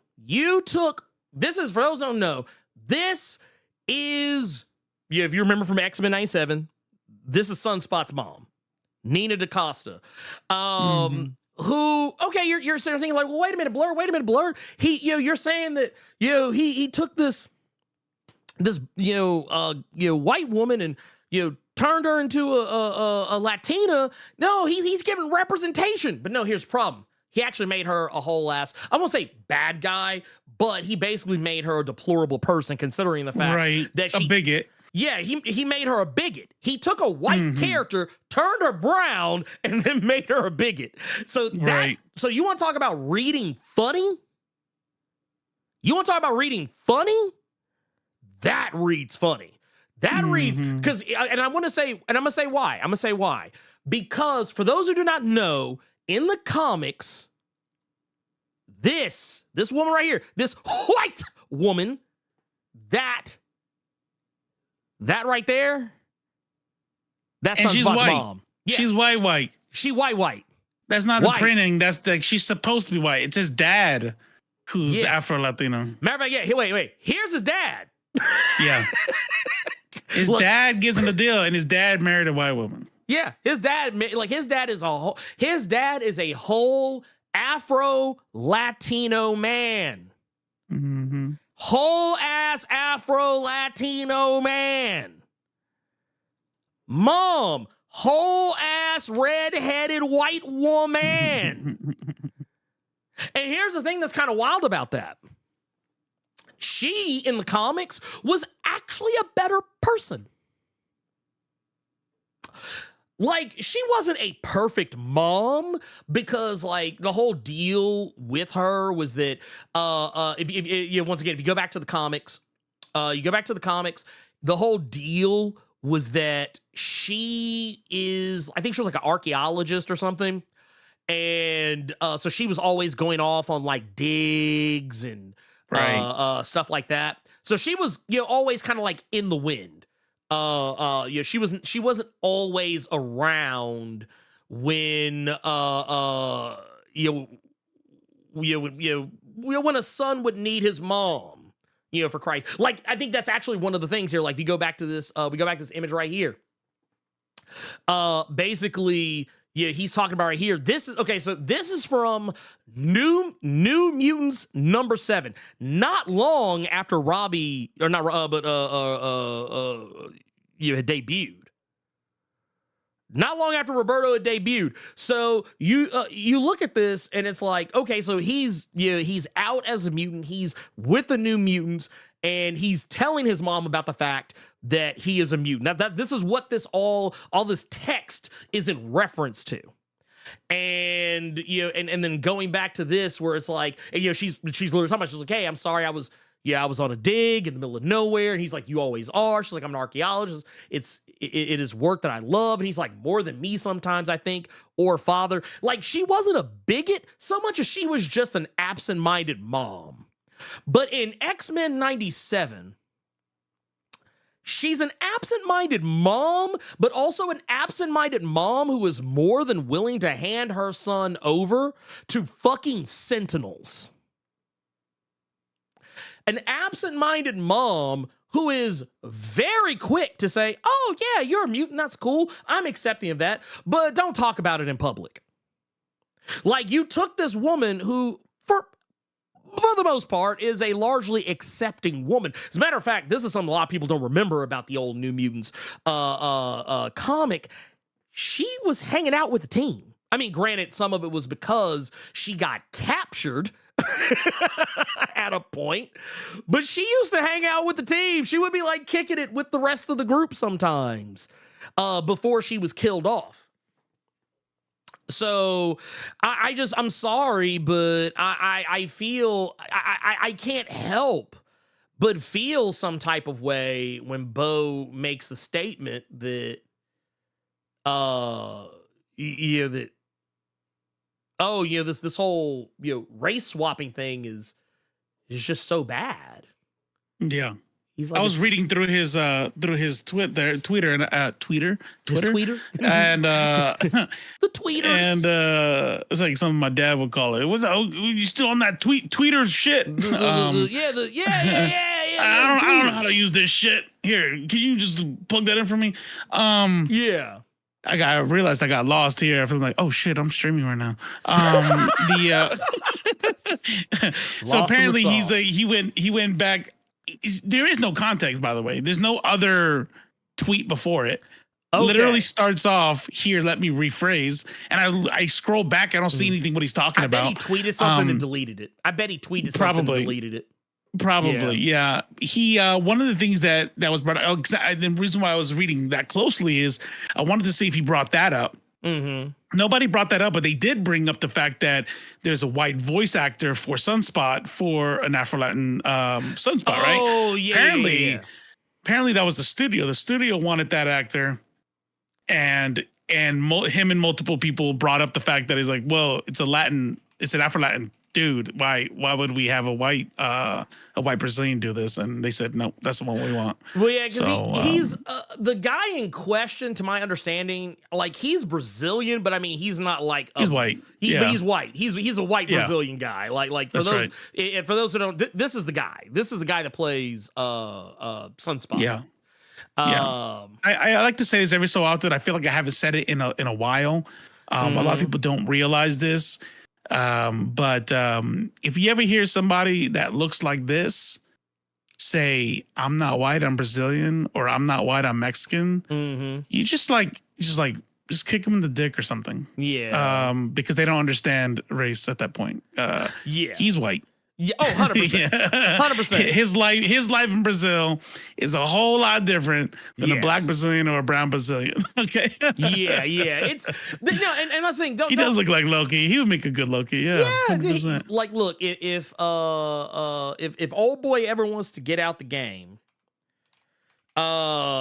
you call this guy. But the next time we need an Afro-Latin dude in a role, please don't.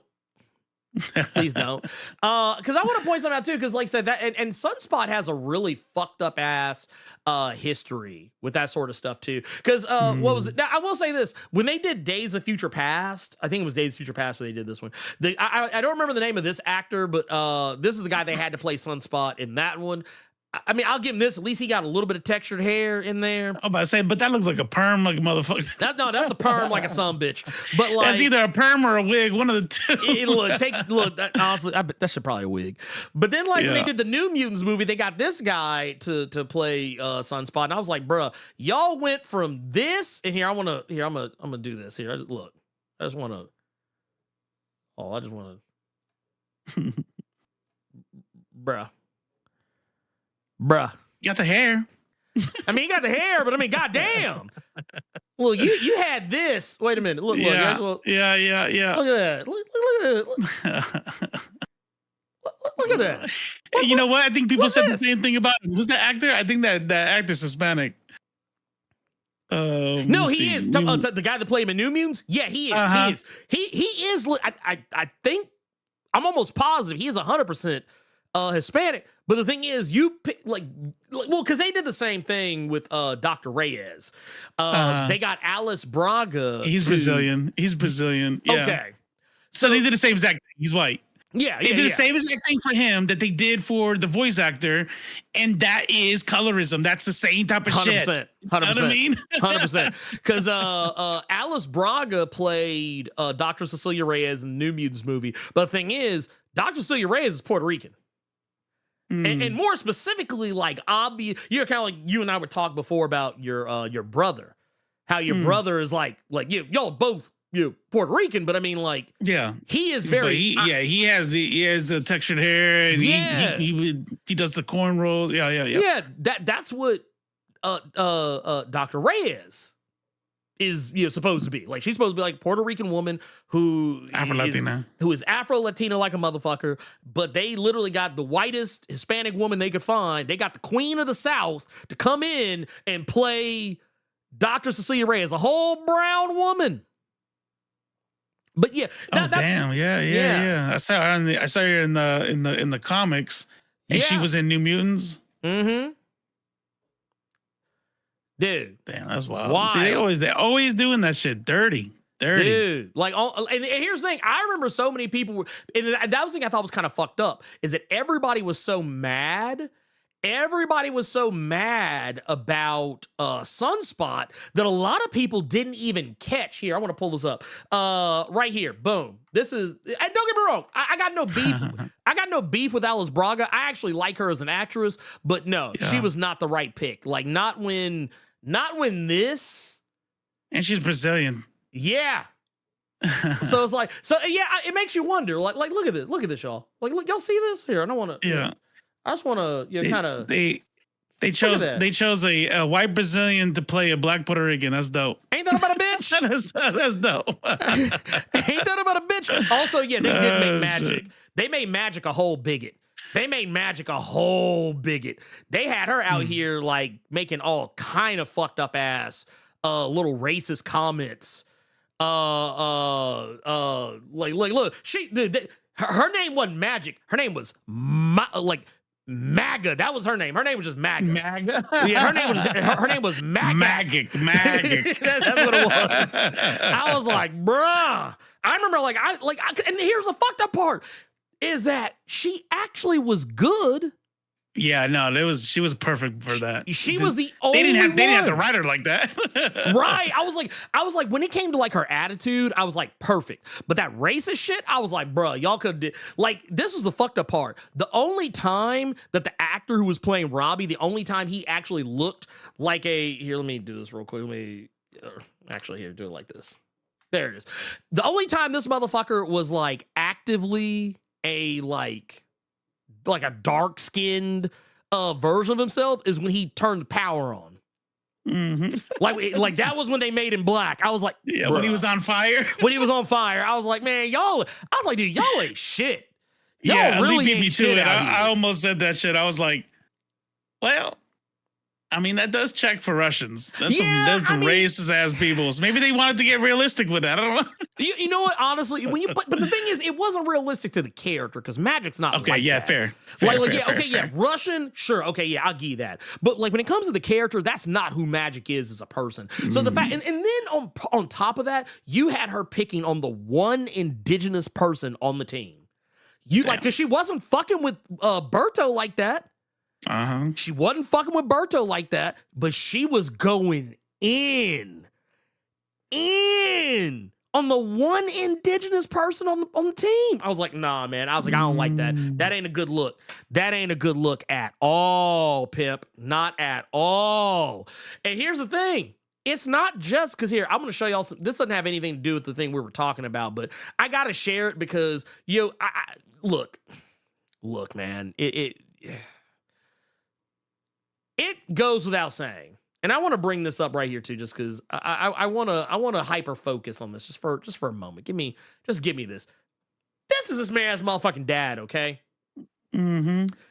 This dude is a whole black man.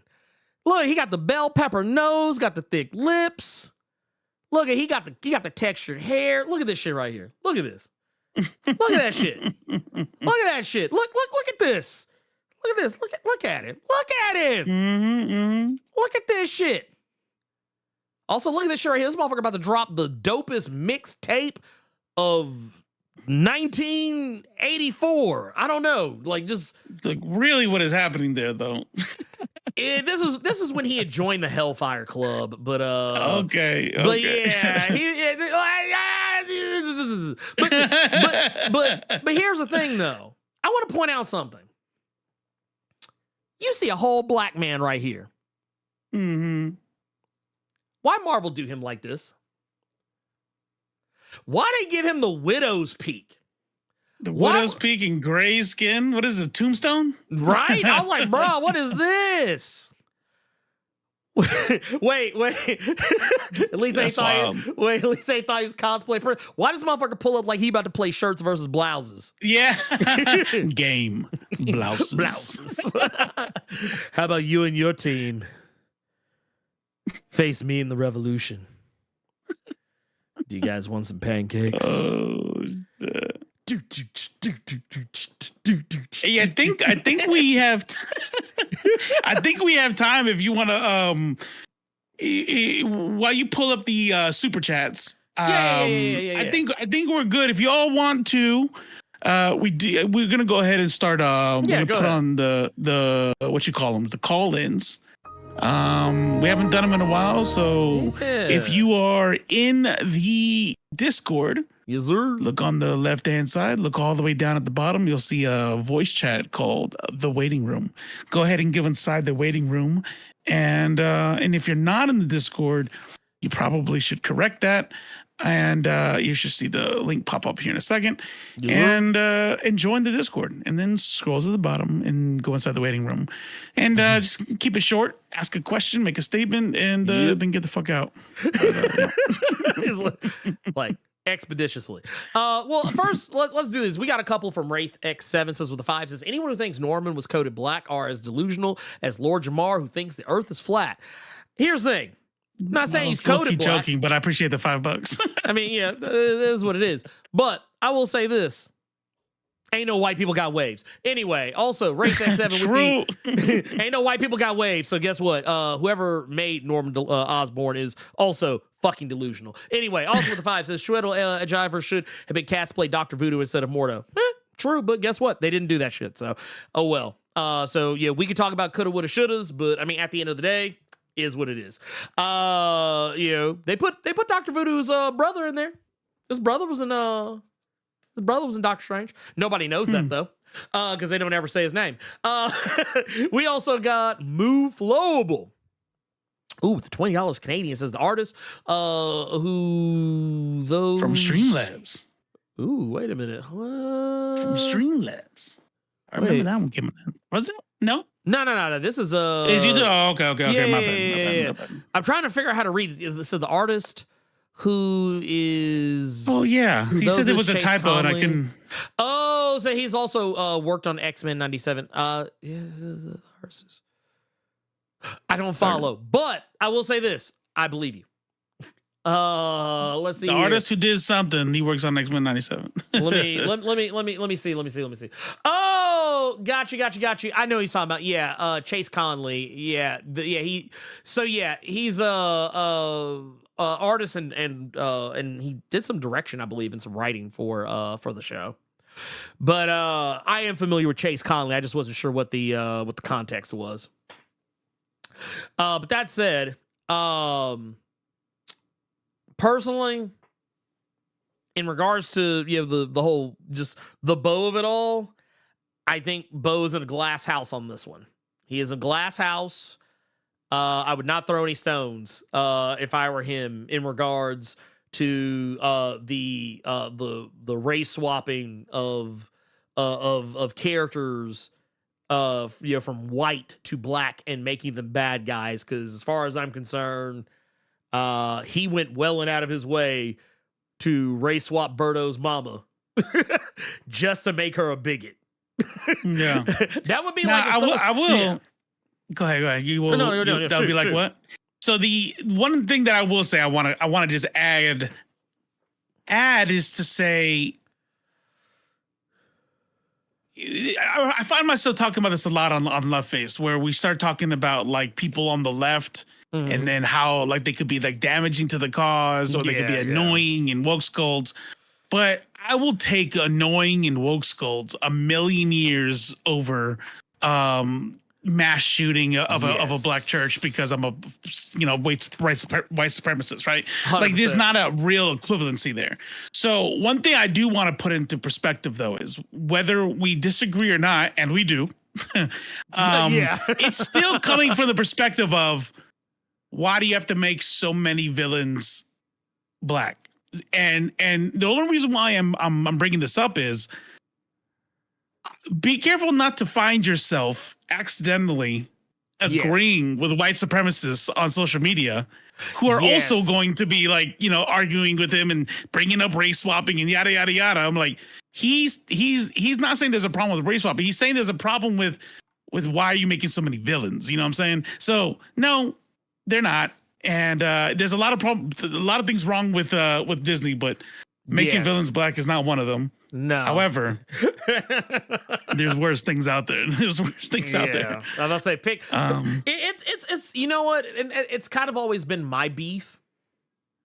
It's kind of always been my beef with a lot of things. Is people kind of stepping stepping a little bit too hard. Like you it's like, yeah, you're stepping for the cause, but like you're also kind of stepping on other people's toes while you do so. It's kind of like I try to stay out of this bullshit, but like it's like the other day, I think like I was talking about something like discrimination wise. And one of our allies, out here, one of our LGBTQI plus allies kind of stepped in through our accomplices. Accomplices. That's right. Yeah, we don't have allies, we have accomplices. And like I said, I appreciate what it was they had to say, but it was one of those things where it was worded weird, and maybe it's because they were just really hype. But I was like, it almost kind of sounds like you're talking about this at the exclusion of what I'm talking about. Right. Or people assuming, like, because I think sometimes text lacks context. So sometimes I'll say something on socials and people will assume that I'm ignorant of something, or that like I'm acting surprised about something. There's a certain someone who shall not be named from your Discord server who does this all the time, and I was like, I think sometimes people don't realize when I say something like, maybe I'm being sarcastic, or maybe it's less me asking a question and more me making a declarative statement and you just not reading it correctly. But like there might be a lack of reading comprehension. So I always tell people, like, don't think for 5 seconds that I'm not like aware of something that I'm talking about. Like if I bring it up, I'm probably aware of it. But I think sometimes we just need to be careful that like when we're sniping that we are, it's good to hold our own side of the aisle accountable, but not at the detriment where it looks like we're just shooting, giving ammo. Yeah, like we're giving ammo. We're literally like we're doing friendly fire. Like that's right. I remember there was a debate you did. This was last year. Yeah. And that's what that debate felt like to me. It was like I was like, y'all are all supposed to be on the same side, right? And I was like, why? I was like, why was everybody like sniping at each other? Like, no, you're like they were like all of them were trying to do their best Cenk Uygur impression. You're not the real left. I'm the left. It's like, like, okay, all right, I guess that was fun though. Hey, real quick. So Jon Stewart found what they was talking about. So here's some context from Beau DeMayo. Beau DeMayo says, I'm hopeful for the series, but race swapping variants is sort of dumb. Let me pause right there. Yeah, go ahead. That's fucking stupid. That is like just pausing right there. That's fucking dumb. There was an alligator Loki There was a woman Loki. There was somebody in the chat brought it up. There, wait, you're good with scroll variant kings, but it can't be black. They can't be race bent. That's probably the dumbest thing I have fucking heard. Okay. Not to mention their variants. This is a multiverse. Any show that comes on, any show at all, is not a replication of Comic Book 616. Further, actually, I would say that Kevin Feige has said something that I'm reading into, but I'm pretty sure I'm right. Kevin Feige is letting you know he doesn't even give two fucks about Comic Book 616. We here, as fans, like to imagine that Comic Book 616 is another slice of the multiverse, right? Kevin Feige's telling you, no, it's not. It's not in my multiverse. You know how he knows he's telling you that?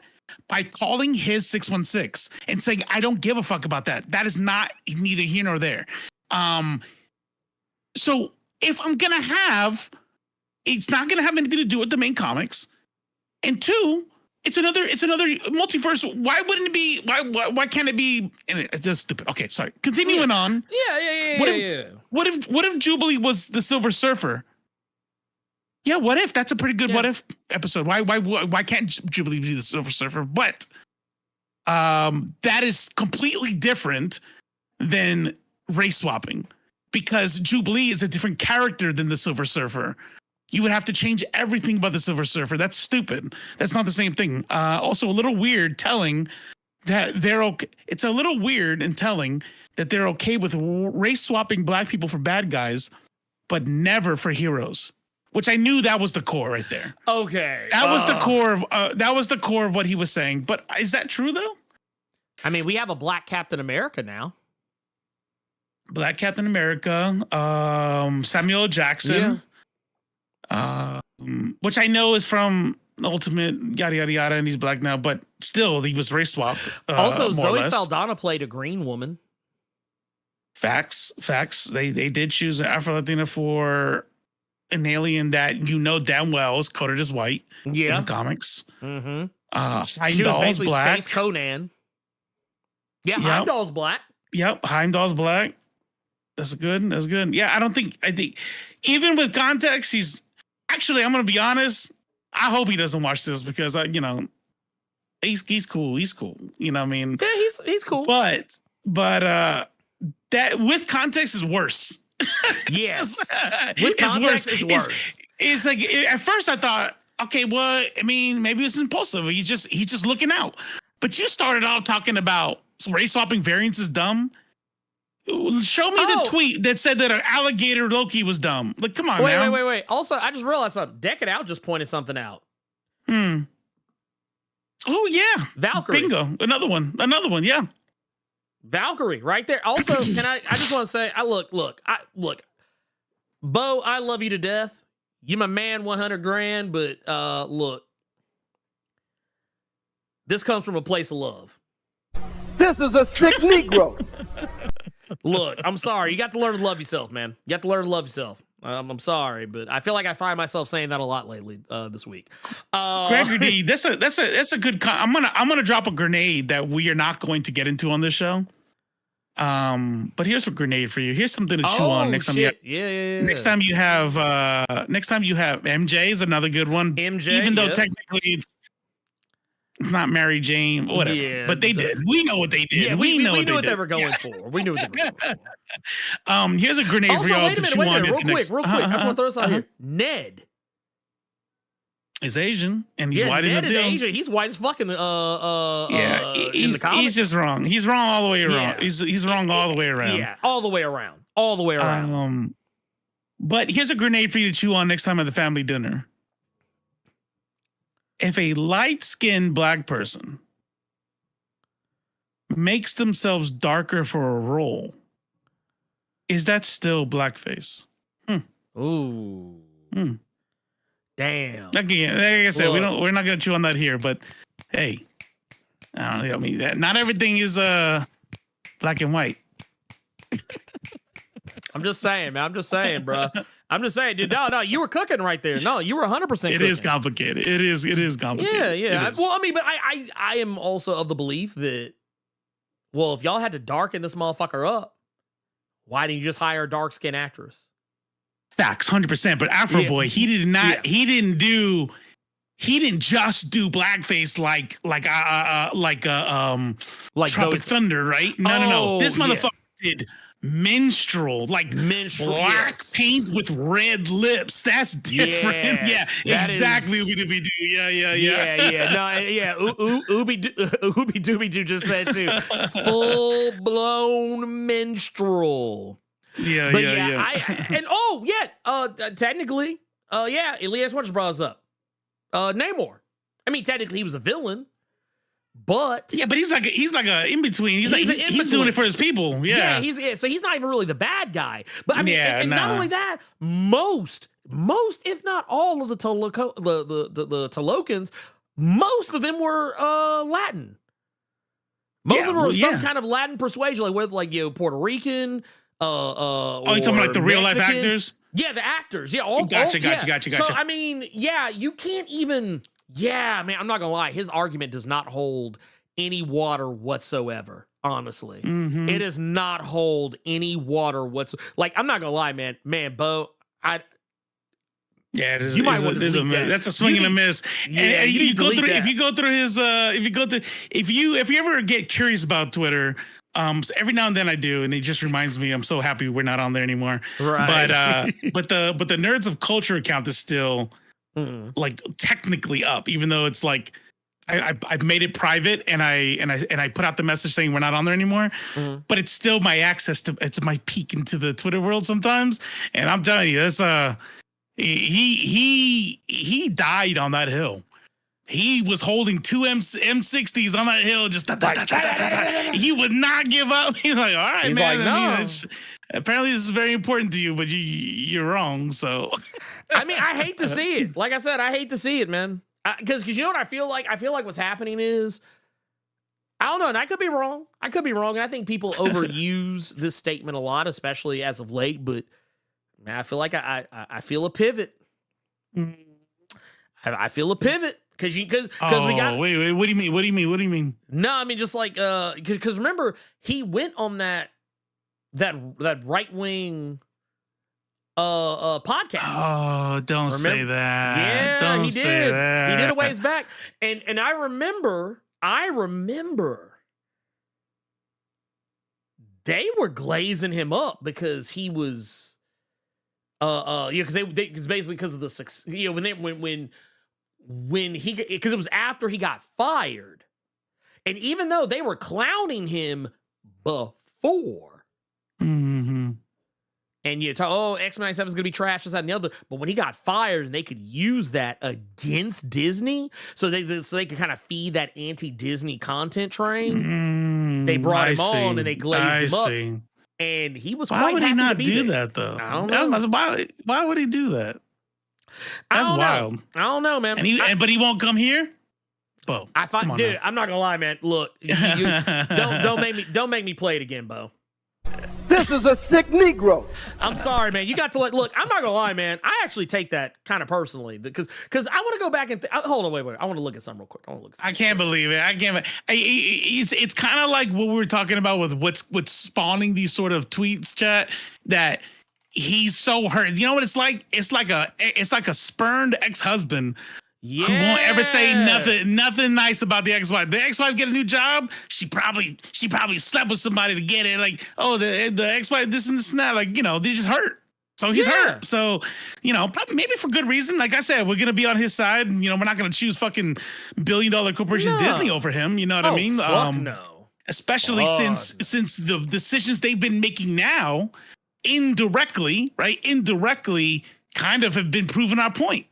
You know what I mean? Like, yeah, of course Disney's going to take the side of fucking of the bigot. You know what I mean? Because that's their default anyway. And now that Trump's coming in office, they're pulling trans stories and pulling back all this bullshit. Like, nah. Anyways, but yeah, no. If he pulls a heel turn. Oh no! Yeah, wait, he's gotta go. My bad. He's gotta go. I gotta put something out here. This dude went on the Diabolical Souls channel. And I just want to put this out here.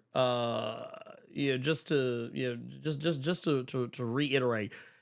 I actually take this personally. I actually take this a little personally. I actually cannot help but take this a little bit personally. The motherfuckers didn't even have, they're smaller than us. Smaller than us. Smaller than us. That's right, Charleston. Smaller than us. And don't forget, we got people waiting. I just remember. Oh, yeah. Go ahead and bring up our first one. I gotta put that. So wait. Smaller than us. Go ahead, tell it. Yeah, go ahead. Motherfuckers got barely over 20K subs, and he going on there. And I guarantee you, they didn't have 20K before he went on. Hate to see it, man. Beau, I'm just gonna say it again. This is a sick Negro. I'm sorry. He can turn that all around. He can turn it all around. Just come on the show. Let's go. Oh, by the way, I did want to make sure you didn't miss this. What's up? What you got? Goku. Oh yeah, go ahead and read. Let's go ahead and read his real quick. We got what Gokon Shuri's baby's father says. Blerd, I'm not gonna cap the thumbnail on this live. The guest Derek Taylor. I thought that was you. My bad, Pip. Hey! You, Derek, and Jada Kiss, all twins, lost brothers. All of us, man. We out here, man. We out here, man. Fuck them. We out here. That's what we doing, man. Hey. Who's to say that it wasn't me?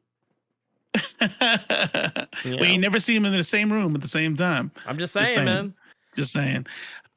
John was first, but John's not in there. And then Flo, we're bringing out Flominum.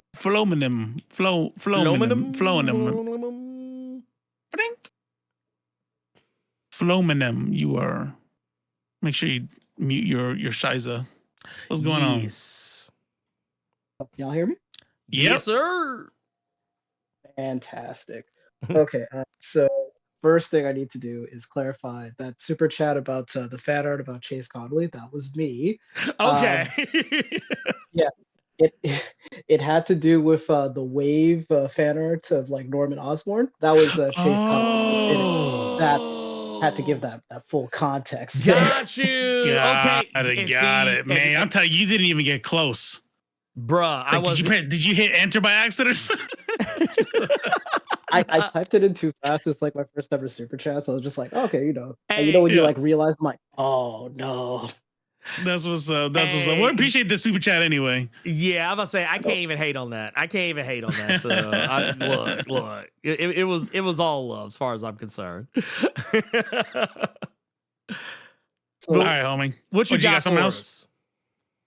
I was gonna ask you guys, like, since you're both like pretty fans of anime, what do you guys feel is like an underrated like animation movie or TV show in like 2024?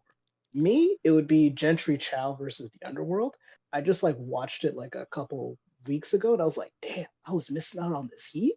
Oh, yeah. Okay. You know what? Now that you've said that, I'm gonna have to look into this because I actually have not checked that out myself. So yeah, no, I'm gonna have to look into this. Because you're right about one thing. We actually had some pretty wild stuff come out this year that I feel like not enough people are talking about. For me, it was Invincible Fight Girl. Invincible Fight Girl was heat. I'm mad actually that more people weren't talking about that show. For those who know what I'm talking about, Invincible Fight Girl's on Cartoon Network, Adult Swim. It's kind of like an anime inspired animated series about a young black woman who wants to be, she grew up life as an accountant, but she wants to be a wrestler. And she lives in a world where you're born to be one thing or the other, either accountant or you're a wrestler. And if you're born an accountant, you'll never be a wrestler. You're born a wrestler, you'll never be an accountant. And she wants to break the mold.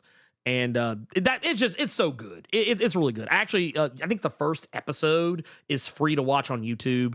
I recommend everybody go watch it if you have not watched it already. But yeah, no, that one I'm gonna add that to my list.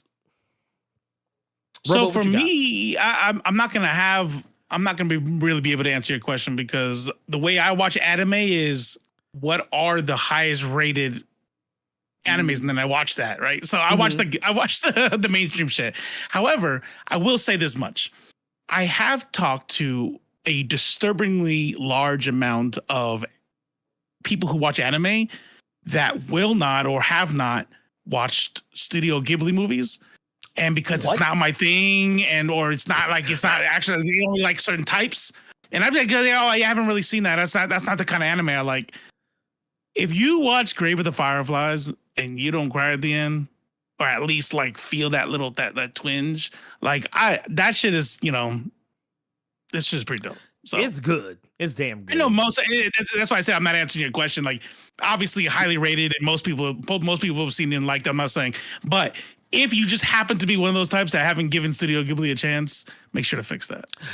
Yo, please and thank you. Why? Yeah. All right. Hey, we appreciate you, man. Peace. Hey, take care. All right, Space Cowboy. Oh shit. Your Jamiroquai brother. This is the return. Your twin. I'm sorry. I have to. It's like, I'm not even bullshit. It's legit one of my favorite songs. I can't even. I have to go listen to it now. I have to figure it out. Can't even front. The only song I know is Virtual Insanity because that's what shit. I actually have another one.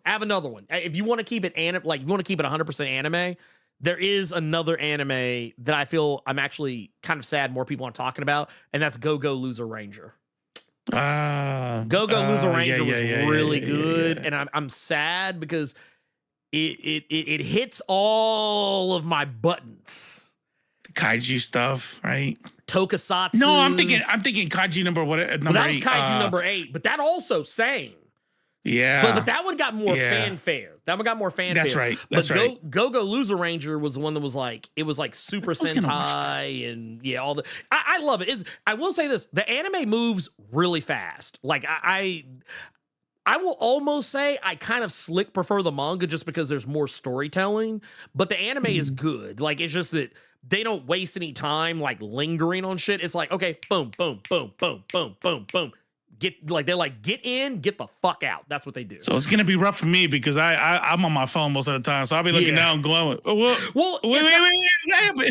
not even so much that they gloss over details. It's just that they hit story beats. Like, they're not it's not so much that you're gonna miss a detail, but it's one of those things where like, so I'm on I think I was chapter 10 or 11 or some shit like that. I'll put it like this. They got through a lot of, not chapters, but volumes. They got through, I think, 5 volumes in one season. Like that. Like, they weren't, it wasn't one of those things where they were like, okay, well, here, we're gonna take our sweet time and we're gonna drag these episodes out and we're gonna, maybe expand. No, they're like, no. Just tell the story. Yeah. Just tell the story. This guy 38, that's what I'm thinking. I'm like, man, that's perfect with ADHD. Like, sometimes I'm like, come on, man, speed that shit up. Windbreaker, Space, Space Cowboy, what's going on? What you got for us? You guys can hear me, right? Yeah, we got you. Yeah. I wasn't ignoring you. We were just talking. Yeah, we were talking shit. I just want to make sure, because one, I had my microphone muted. Two, this one, it's a little weird picking up my voice sometimes with this damn thing. But real quick, of course, respect the Jamiroquai glaze every day. Robo, I got you. I do. Get on that band, man. I will. I'm a super fan, so but hope y'all had a good start to your New Year. Of course, hope y'all are same to you. So here's my question for y'all for today. It's I was watching a Comic Pop upload earlier today, and brought up a couple of interesting points that funnily enough, I didn't think about until recently. So we are a month away from Brand New World. And very excited for that movie. Don't want to bring any kind of negative, any sort of negativity or anything towards that. However, okay, so we got Red Hulk and the leader in the movie. These are our villains in a Captain America movie. Not a bad thing, except when you really think about it. I'm like, okay, so do you just not give a fuck about like actually trying to do a Hulk thing anymore? Like, do you think this could potentially be a thing where like maybe we can test the waters and maybe we can finally actually start doing like an actual fucking Hulk movie again? Or is it because I know the whole situation like Universal and all that shit, but at this Right. point, especially now with everything with She-Hulk with the She-Hulk show, you know, Red Hulk and the leader in the movie, and then I just actually remembered this too with the Abomination in the Abomination cameo in Shang-Chi. Mm-hmm. Like, are we just not gonna actually try to do a Hulk thing anymore, or we just is this just our only way to actually get like Hulk shit without actual Hulk stuff at this point? I think that you already touched on the deal with the limitations with Universal, right? So barring actual Hulk solo movie, I think it's probably more about the fact that they already did it. Like if we can only do team ups, then we had a major Hulk tie-in with Ragnarok, and and to do it again, I think would be, given that they're going to do 1 and 2 movies a year. I think it would be doing them a disservice to do another I-in when they already have one, when there's so many other characters they want to play with. And I think bringing in the leader is pretty dope. Red Hulk is whatever, but I mean, obviously they're doing a whole gamma thing here. But and we got Serpent that's Society my too. thoughts. Yeah, we got Serpent Society.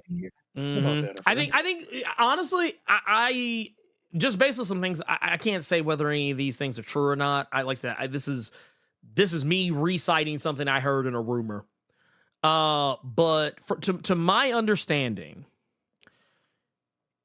is word on the street is that Marvel does have the rights back to do standalone Hulk stuff. It's just that they're taking their sweet time doing it. I feel like this is going to be their kind of a, not to say they're dipping their toe in their water, but yeah, kind of a way to set it up. Kind of like how, because people were saying, oh, when are we going to finally get the reveal about what's going on with Tiamat? What's going on with Tiamat after Eternals? It's like, we're going to get all that in Brave New World.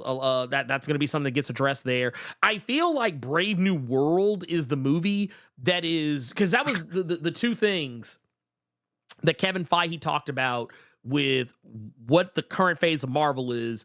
And he was talking about its multiverse and evil government. Like evil, like, kind of black ops, clandestine, whatever. That is going to be that kind of deal. And we really haven't gotten much of the latter. So it's time to start digging into that. And I think this is where Tiamat's going to be how we get the adamantium stuff going on. And then, man, I don't want to put more hype on this because I don't want people to come looking for me if it doesn't do it. But I feel like this movie is going to be the thing where it's going to be like, man, Brave New World set it all up. I feel like this movie could be that.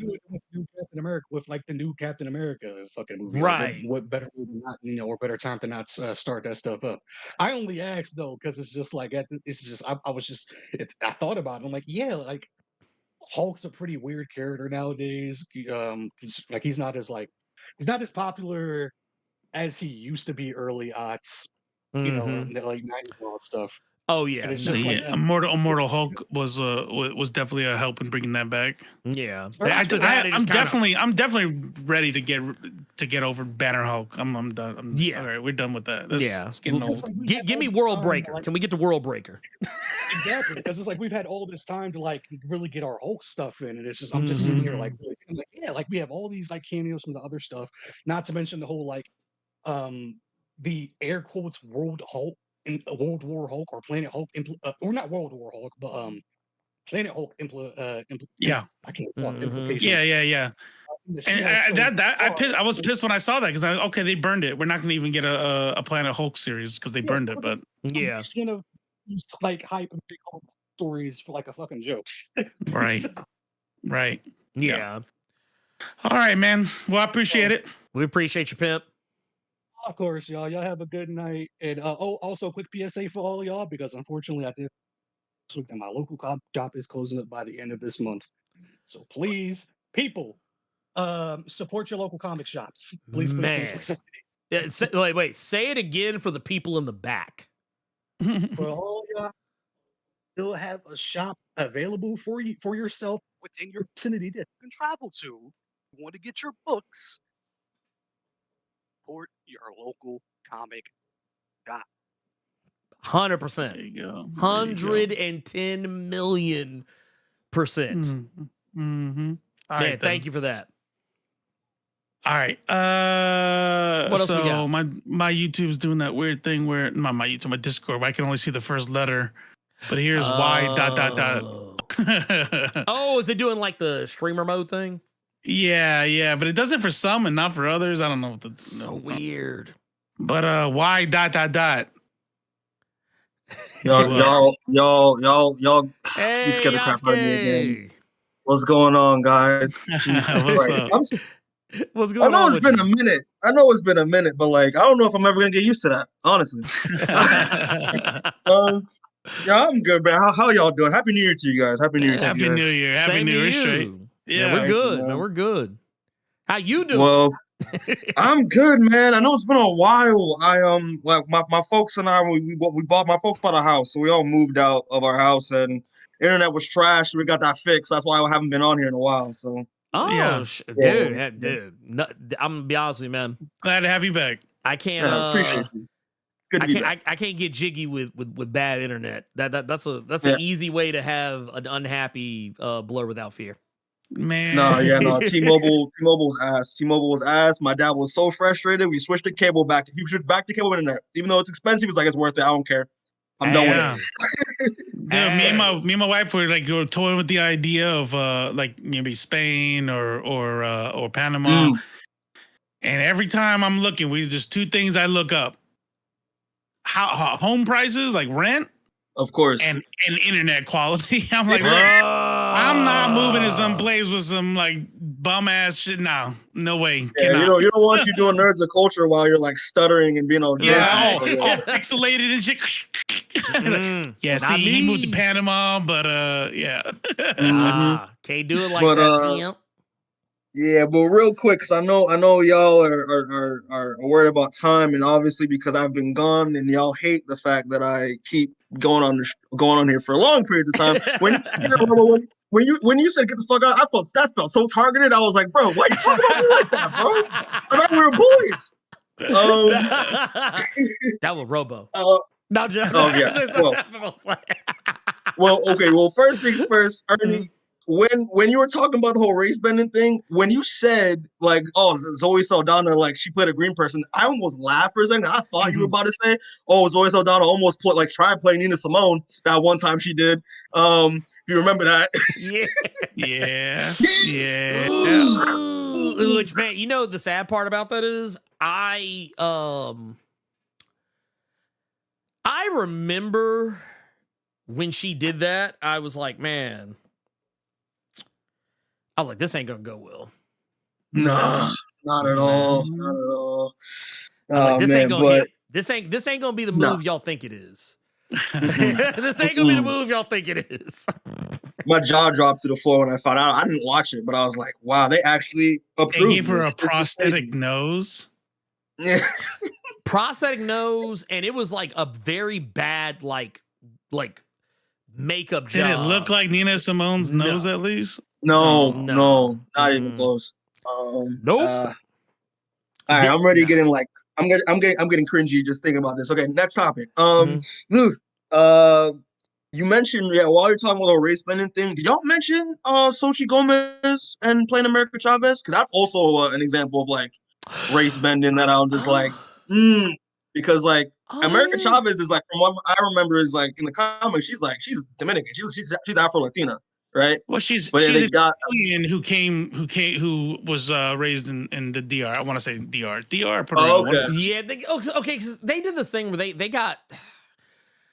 So yeah, they changed her origin at one point, and they because they did this whole thing where it was like, okay, she came from this alternate like reality, whatever, the utopian parallel, and.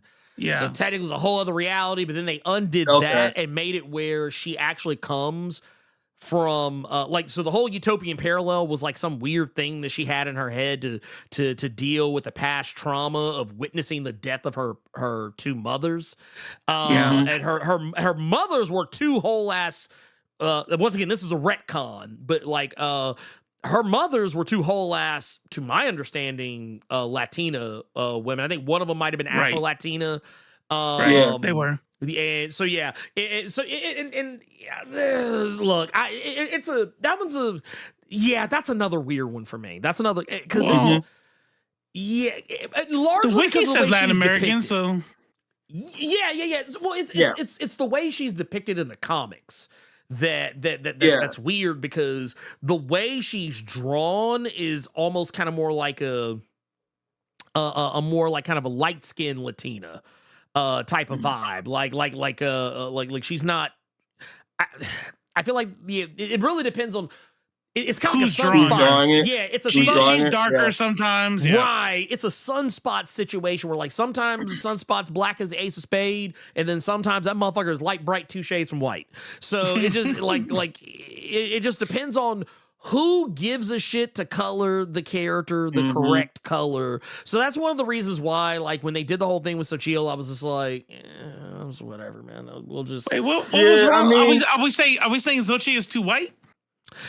I don't personally think she is, but like I see the vibes. I see the vibes. For me, when the movie was coming out, like when I'm not like a huge America Chavez fan, but like every time I saw her drawn, I always saw her drawn as like Afro Latina. So like when you cast just a Mexican girl to play her, I was like, but I don't know. It rubbed me off the wrong way. But granted, like, watching the movie, I'm just like, it doesn't really matter, because I don't disrespect to Soji. I think she's fine as an actress, but like that script wasn't really doing it for her. She was running as a plot device anyway. So I mean, it is what it is. Just because of the hair, and this doesn't mean anything, right? I mean, obviously you could have all kinds of hair. You could, if I want to know if somebody's Afro Latina, I just ask them, right? But if I just go off of an assumption based off of obvious phenotypes, I feel like America Chavez is more like me, like indigenous. Yeah. You know what I'm saying? Like not Afro Latina, like Zoe Saldana's Afro Latina, right? But so when it came to Xochitl, I mean, I guess she's pretty light. Yeah. But she played a Latin chick. Like, she was clearly like Hispanic, and I was fine. I was fine with the casting. Which again, I'm not like a huge fan of the character, so like I could be wrong. So I like it is what it is. At least it ain't a Vasquez situation. That's what I'm happy for. It ain't a ginger running around in brown face like on Aliens. And the thing is, like, it's funny. I actually had a question. But like, I don't want Robo getting pissed off at me, because I can tell. Go ahead. What's your question? Go ahead.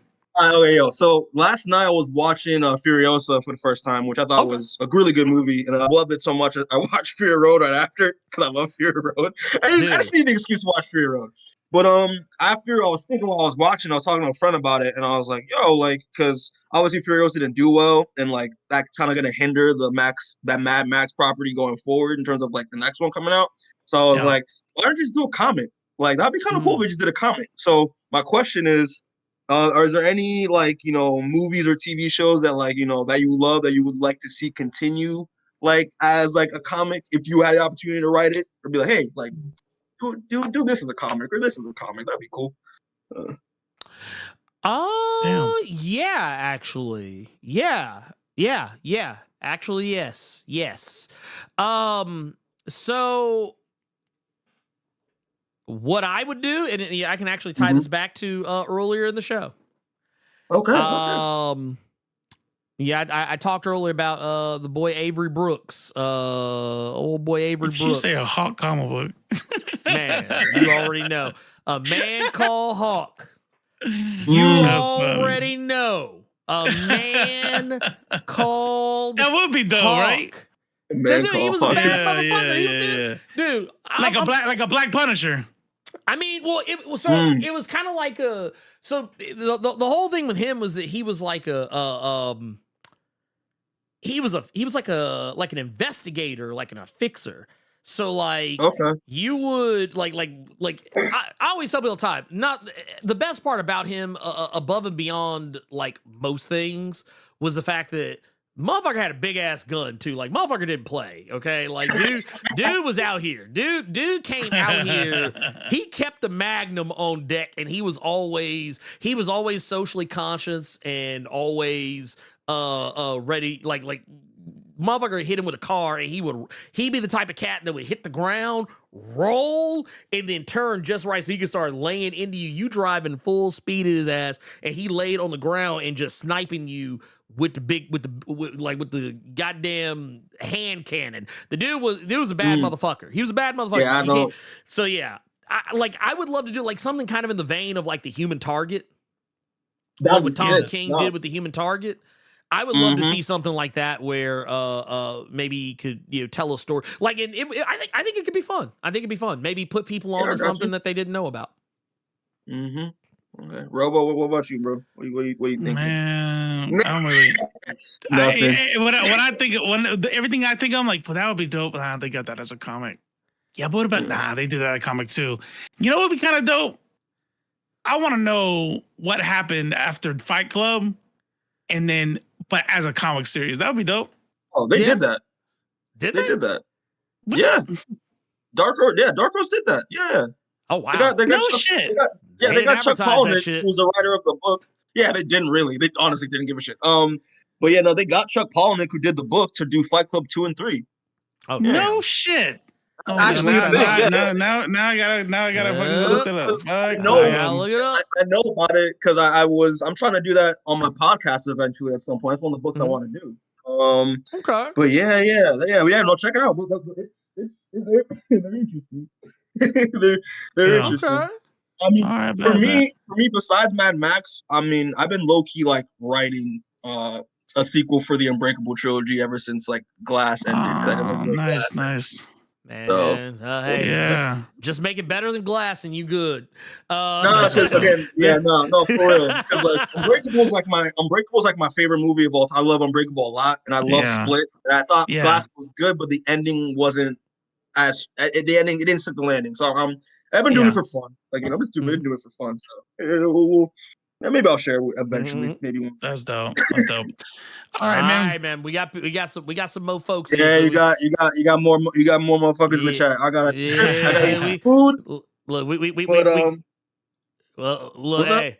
Oh no! I'm just saying. Hey, let me help y'all out. Yeah, all right, let me help you out. Yeah, that's what I was about to say. Actually, you beat me to it. I was trying to like find him in the thing. I was like, look, I'm sorry, man. We got to go. What's going on? T. You up? Taquino. What's going on? Hey, what's happening, man? What you got for us? Okay, so my question is going back to the whole thing with the race swapping issue that y'all were talking about. Yeah. My question is about one particular X-Man, that being Psylocke. Okay. That what? Psylocke. Okay, got it. Mm-hmm.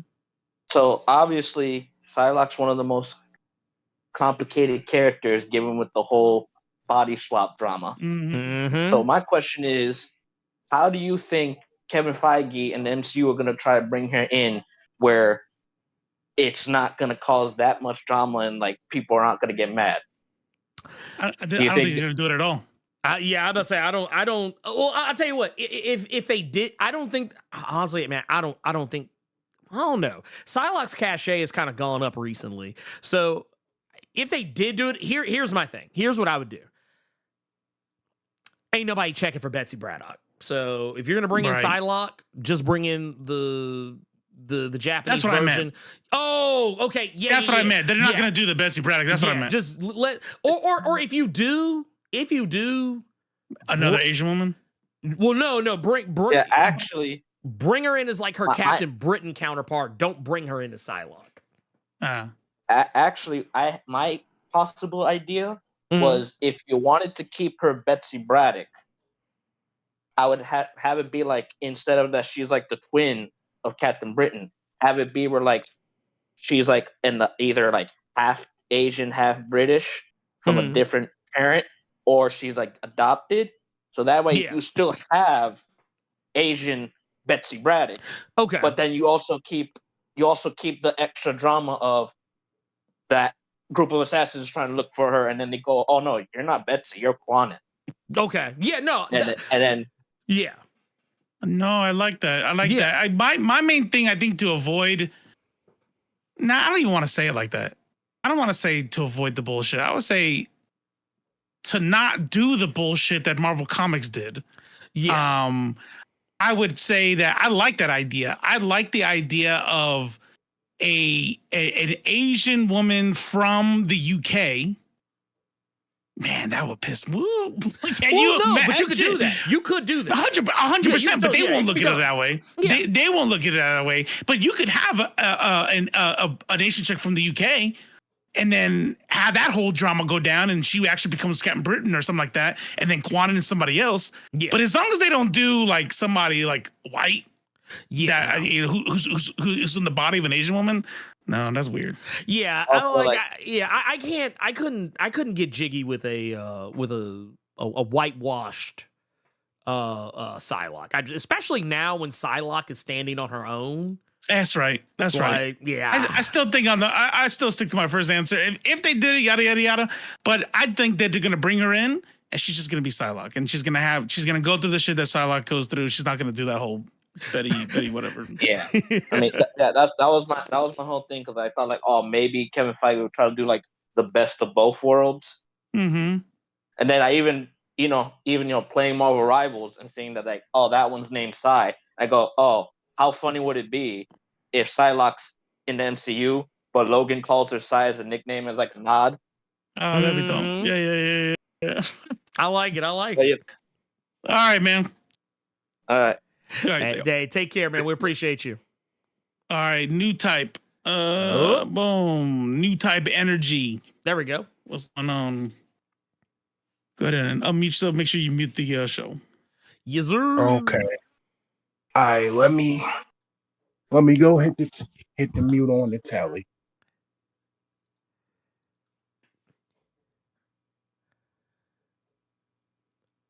And now I'll just wait. All right, there you go. You good? What's up? All right, cool. Evening, guys. First time, long time to both of you, respectively. Actually, hey, we appreciate you. First of all, Blerd, I wanted to thank you for putting me on to Philadelphia and by mentioning it in one of the other streams.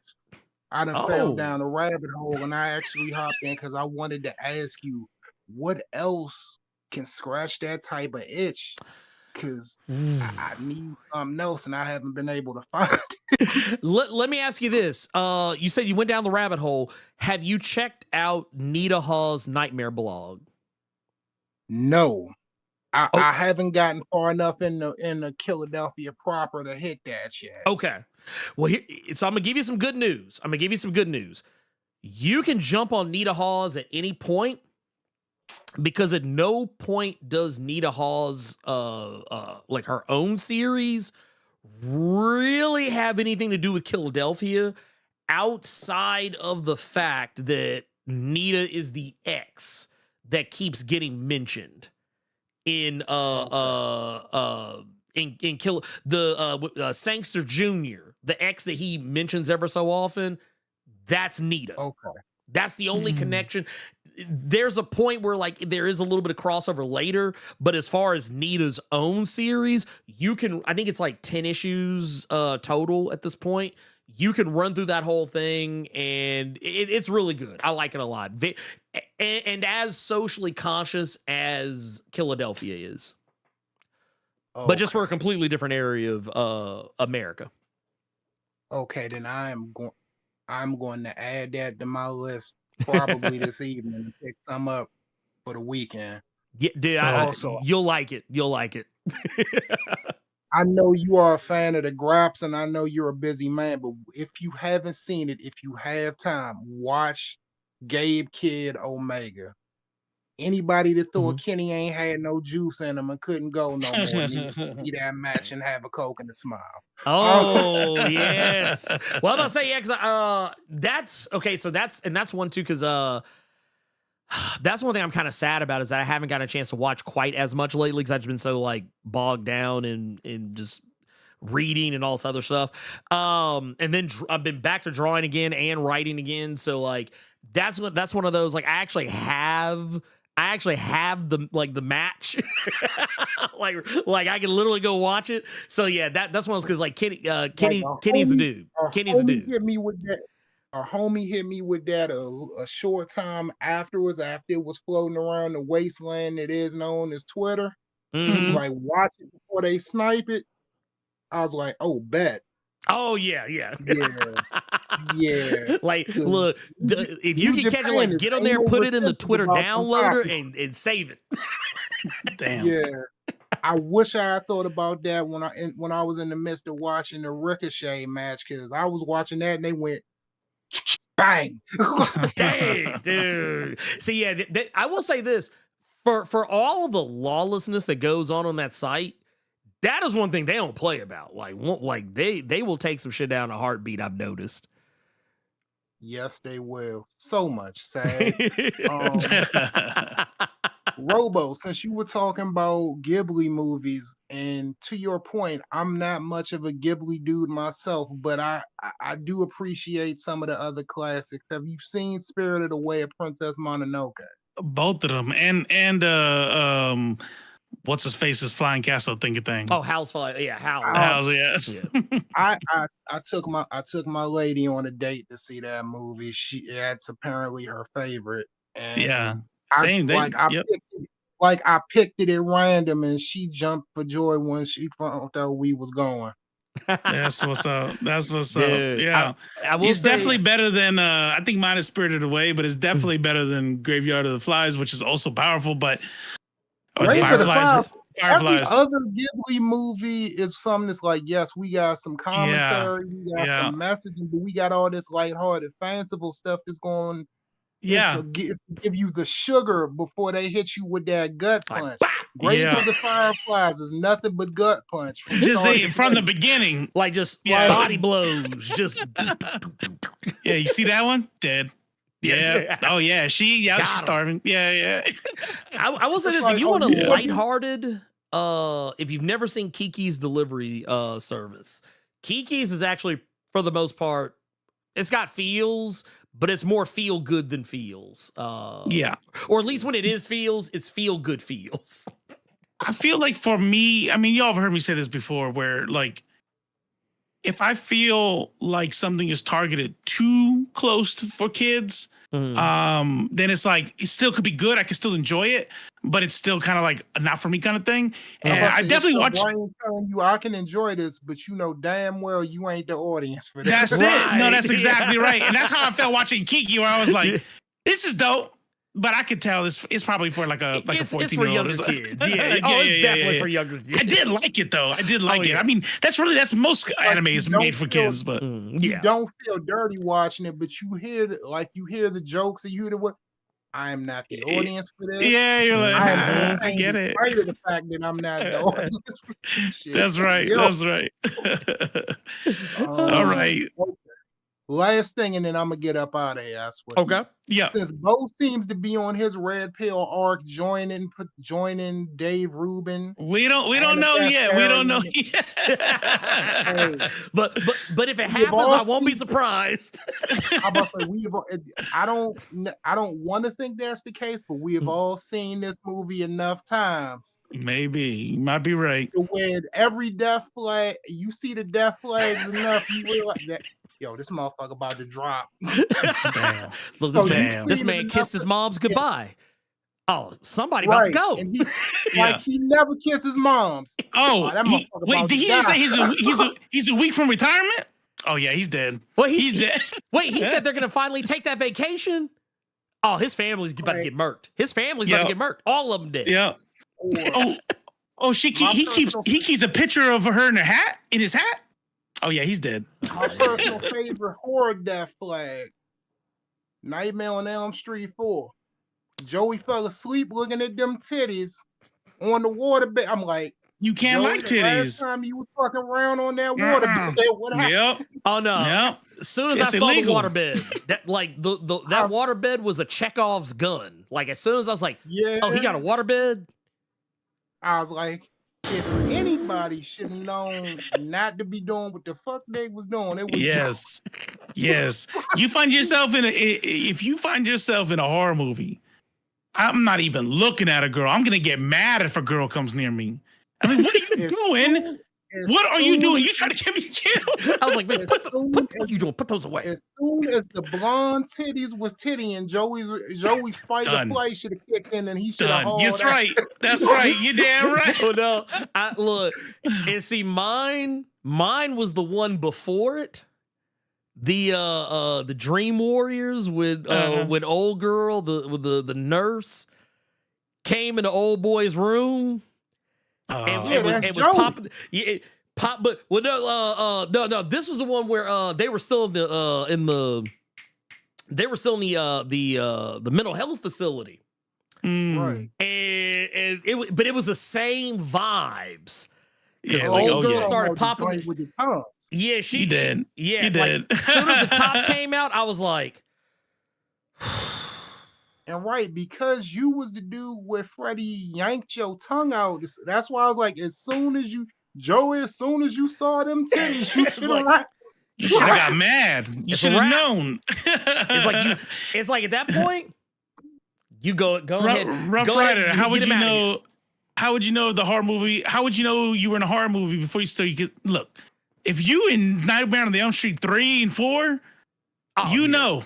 You know. Oh yeah. How do you know if a naked blonde chick ended up putting you in a coma less than a year ago, or you fall asleep and see another one? As soon as you see the blonde chick, nah. Yeah, that's right. That's right. When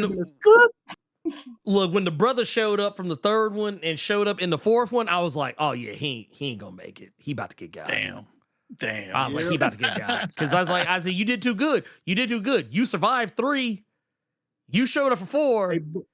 They booked him too strong. There was no way he was coming out with 2 papers looking strong. Look, they said, look, man, we let you serve Freddie in that last one, but nah, you got to go. You about to lead the territory, and you about to go out on your back right quick. Look, you got the belt, so. We're gonna have to we're gonna have the ref just count 3, even though your shoulders ain't even on the mat. Listen, let's try to defend the belt under Freebird rules, but look, you about to take this pen, short. That's just what it is. Bob K said, "You eating this pen, cuz." All right, you get the last word. Ernie about to come back. No, it's like when you get the belt. All right. No, I was gonna let him. Hey, we appreciate you. All right, take it easy. That's where I'm cutting out. Thank y'all for the time. Anytime, man. Anytime. All right. You wanna close it out? Actually, I tell you what. Let's get Vandal. No. We'll do these last 2, but I'm saying no more new ones. Yeah. This is it. That's it. Yeah, we're closing them down. Whoever's in there is who's getting seen. Vandolph Vandolph the Black. Which, by the way, thank you for that membership. Yeah, man. Thank you, man. I mean, God, man. I got to tell y'all, man. First of all, I'm gonna just say this right out the black. That's a radio voice right there. Goddamn. Ooh, yes. Check this out, brothers. I'm gonna tell y'all this right now, man. Y'all came up like a thunderbolt. One day I'm sitting up here chilling, and it was like years ago when I was watching. I'm gonna tell you, Ernie. I watch you when, I'm gonna mention the name once, Young Ripper. And you got up in that chat and you held it down. You held it down. On God, you held it down. So I'm going to give it to you, man, 100% on that. Because really, to tell you the truth, that day when you did that, I said, now, this brother here, get it. And the thing is that I ain't trying to start no static between black folks. Because, hey, we all here, we people of color. But the thing that got me is that I had said, there's good energy and there's bad energy out here in these streets. And we could obviously tell where the good energy at. So I'm just going to say, hey, that's it right there. But the whole reason I'm here is that I'm up here watching Black Comic Lords too. I've been, I'm in there, part of the group over there and everything like that. Yeah, man. And I'm up here. One Sunday, I hit up Rich because I'm gonna tell y'all. Okay, hold on. I got to go back a little bit. Gotta tell you all my secret project. Oh, okay, all right. Since the 80s, and I'm gonna tell you, and you're gonna see why I'm talking about this. Since the 80s, man, I was very much found role-playing games, bro. Found Dungeons and Dragons, picked it up, red box, old before second edition box. Oh yeah, old school. And the thing is that, you know, I'm opening the book, reading this thing, you know, I got my guys, my partners, you know, they running the game, everything like that. You know, brothers here, man. Brothers running this game. It's crazy. You see 3 young brothers playing D&D. It was just crazy. Like, people looking at us like we just the big nerd anomalies on the street. Like a bunch of aliens. Yeah. Like, what are these? Like, I know they see us rolling dice. They like, y'all ain't gambling. Like, right? They're like, oh, they're playing dice. Wait, what? Wait a minute. Wait, what's that? There's 20 sides on that motherfucker. Where the money at? Where the money at? Where they? Yeah. They ain't getting up and scrambling when they see the police. It's like, no, man, we just out here chilling. We just started doing our thing. No. So back then we was doing that, but the thing is that inclusivity was reaching out to us right back then, all the way back then. We were like, man, this book. Hold on, let me look at this art. Wait a minute. Wait a minute. Wait a minute. Okay, something missing. So then as time went on, you know, we played that. But then we played other games, man. I got into White Wolf. I got over into Deadlands, Shadowrun, you name it. I played it.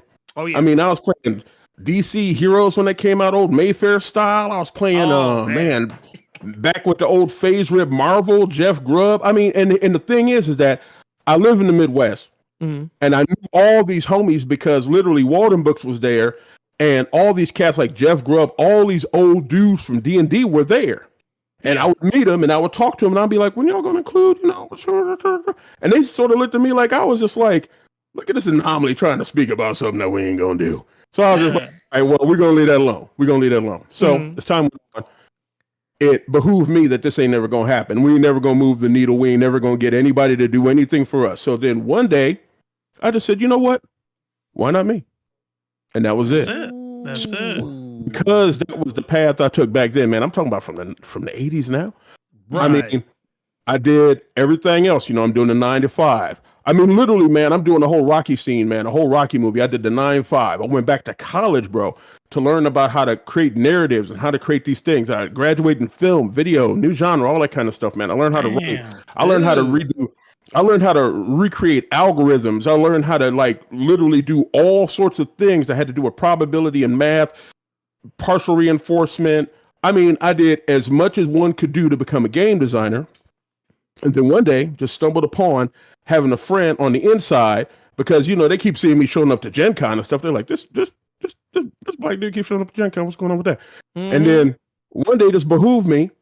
I'm up there watching I see the old man in an old Hawaiian shirt, Gary Gygax, bro. I walk up to him, I shake his hand, say, hello, how you doing? And I literally asked this man myself, I said, so when y'all gonna put us in the games? And he looked at me like an alien. And that's when I knew I had to do it my own. So, man, I'm just saying this. I'm saying this to say this, bro. I know I've been on this little tangent. Sorry about all the tangents here. You're but good. You spitting. You spitting. The reason I got over here to talk about this and the reason I even joined, I became a member here is, brother, man, I saw you reviewing Gotham City Chronicles. Oh, and yeah. The pictures of that second edition book, and you started talking the story. I said, oh, another brother here that know what's going down. You know what's on these streets. You know what's up. I was like, oh my God. So real talk. I say all that to say all this, man. I am on the path to make this work, make this happen. And the one thing I wanted to ask you is this: 2 things actually. First of all, 5th edition has flooded the streets like crack. I mean, it's literally all over the place. It's just the only thing people up here talking about. They ain't talking about any of these other old games, man. Nope. They ain't thinking about any of the other ones. And the thing is, it's kind of funny is that because I do have people that are insiders inside this whole thing, inside this whole creative process, they have even told me they are waiting for people of color to make these games. But the problem is that every time one of us gets involved, we kind of ask for too much help from people outside the culture. And it's no longer ours. Oh, and that lack of authenticity creates a whole chain effect where at the end, you ain't doing nothing but messing with D&D Part 3, D&D Part 4, D&D Part 5. So, real talk, my question to you, to say all this nonsense, but then my question is this. Brother, do you believe in this day and age that somebody could make something? I'm not trying to say I'm not trying to kill D&D. I'm not trying to get out the way. I'm just trying to make a little lane here. You know, I'm just trying to push away some of the folks in the way. Do you think that a game that had inclusivity, a game that had people of color, and started by Black folks doing our thing, and it's starting from the bottom, and it's including everybody, you think that can bring the numbers? You think that would be successful in this modern marketplace in 2025? You think this could work? You think it could cook? I think so, but okay. So I'm gonna put a caveat on it. Because this is it's something you said earlier that I think is kind of a factor into it. Yeah. Man, I want to be the same thing I'm gonna say. Go ahead. It's you want to have that inclusivity because people do want to see that, and people want games that aren't Dungeons and Dragons. People do want to get away from that. People do want to have those games that are like, okay, I'll throw you one. Case in point, a lot of people forget that the Cyberpunk tabletop RPG. That's Mike Pondsmith. That Mike Pondsmith, whole brother. A lot of people forget, like when everybody was rushing to play Cyberpunk 2077, a lot of people forgot that was created by a Black man. Absolutely. The thing, not the video game, obviously, but the world that video game is trying to adapt, that's his. Yes, sir. So I think if you could find that sweet spot, and I'm gonna tell you what, you're gonna have to have some very specific notes, because look, and I myself, I'm gonna feed into some stereotypes about Black people that aren't harmful, but they're stereotypes nonetheless. Facts. Go ahead. We're about to say the same thing. Okay. Probably. So I'm probably going to say. I'm probably thinking what you're saying. I'm probably thinking what you're saying. But go ahead. Let's say it. Let's go say it out loud. Black folks love anime. Facts, bro. Now you know what? I'm about to say this right now. I'm about to say this real quick. Here we go. Because I did all my homework. I know about Mike Pondsmith. I know about R. Talasorian Games. I know about Mechton. I know about Cyberpunk. I know about Castle Falkenstein. I got all three in my closet in the living room. Read all of them when they came out. Played it all. Like I said, bro, when you're going to do this kind of thing, I knew that you got to be 1,000% better than the competition around you. You can't come up every time. No, you can't come up with I'm going to correct you. Not just better than the competition. Even better than mediocrity. Better than even the most mediocre. Oh, man. Better than the most. Look, you have to be 10 times better than the most mediocre peer. You said it earlier. You just you guys are kids playing the game, and they're looking at you like you're not supposed to be there. Imagine when you step into the industry, you ain't supposed to be there. Yep. Brother, man, I'm telling you the truth, because honestly, when I started getting like the real 411 on this and people started telling me the inside truth, I mean, I'm talking about people that have been doing this, man.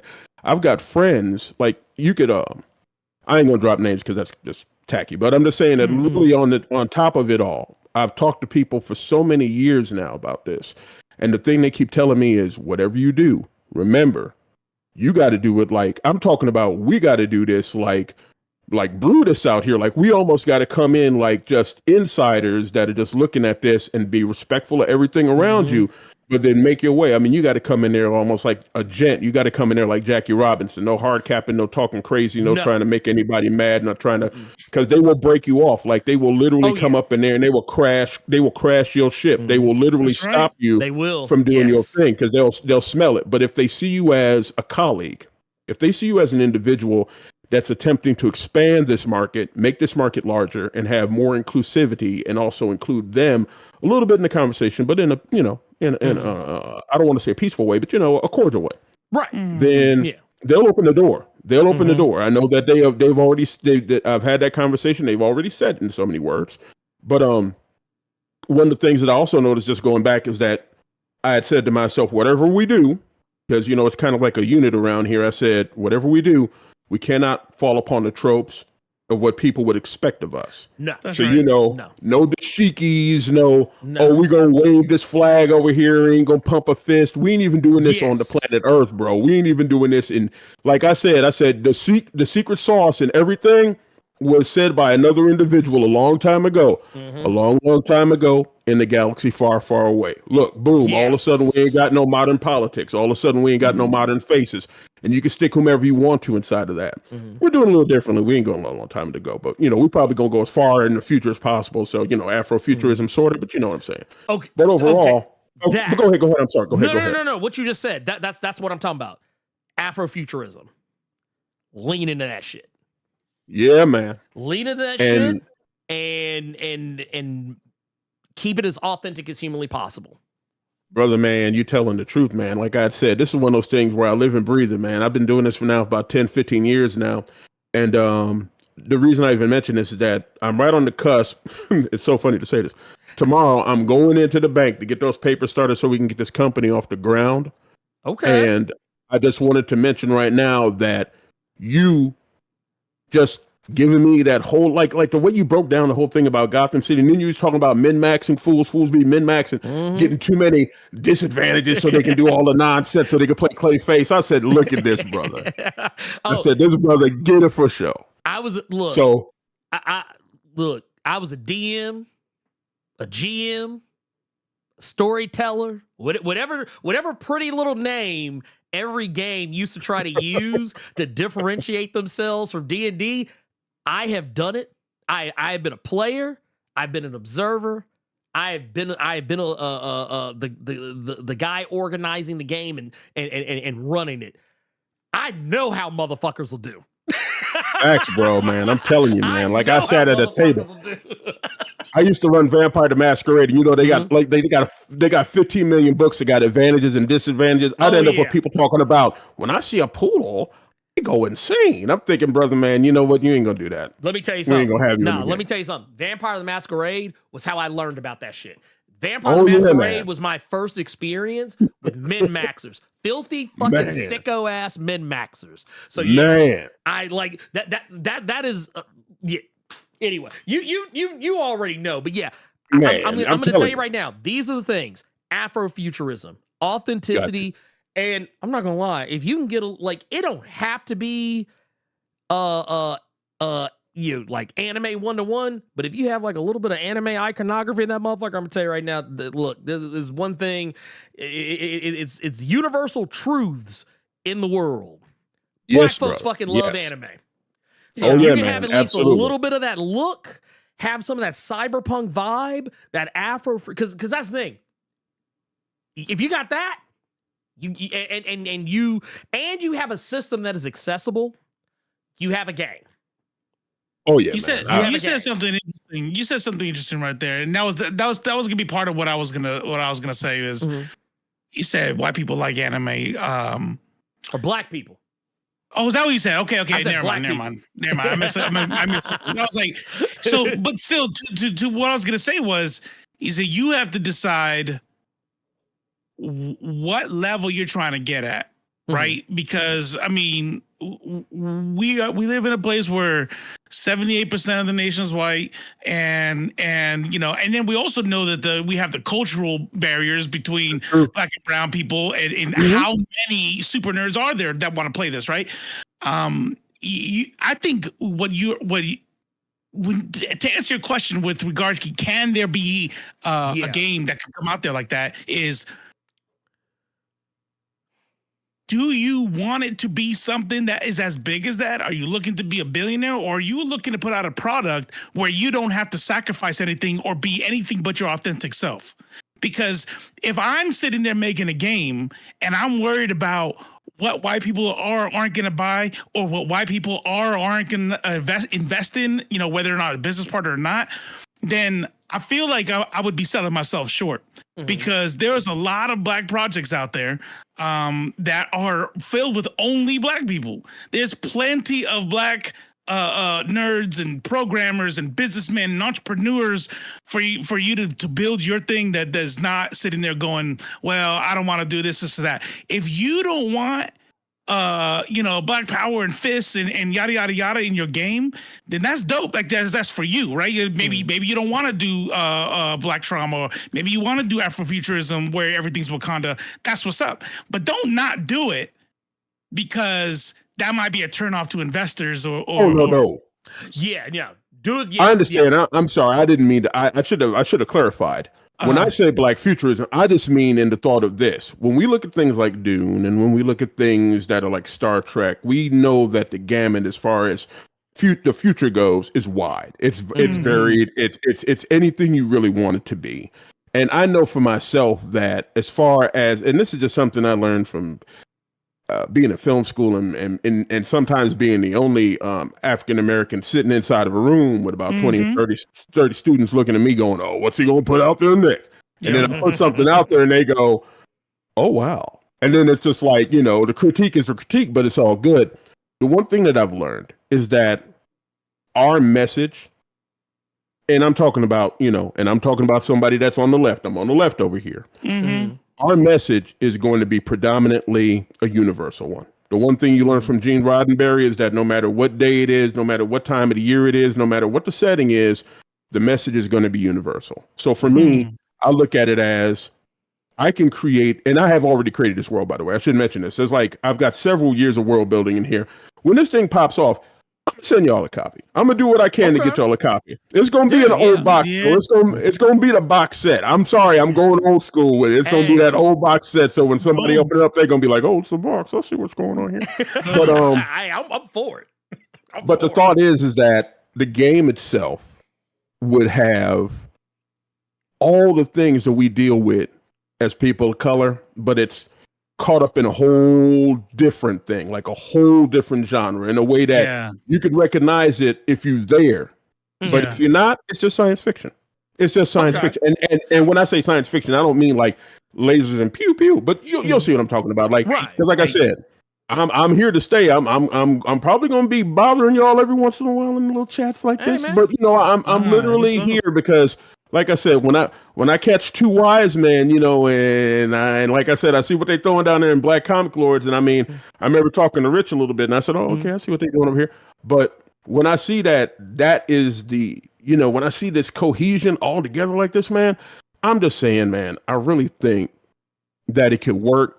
And just to answer what you had said there, I mean, y'all, I'll say this: the thing I think all three of us have in common is that when it comes to this sort of thing, you got to be fearless, and I'm fearless, right. and authentic, and authentic for real. Yeah. So there's all this is coming from the gut, and that anime thing, I'll just hint and go, yeah. We kind of doing that. So yeah, I mean, there you go. That's what's up. He said way ahead of you. he's like, oh yeah. He's like, no, man, I got that. Look, man, that was step one. Man. All right, brothers. Well, thank you very much again, man. Hey, and keep us updated. Sure. Keep us updated. Yeah, good luck and keep us updated for sure. Oh yeah, no doubt, brother. Y'all take care. Later now. Later. Hey, you too.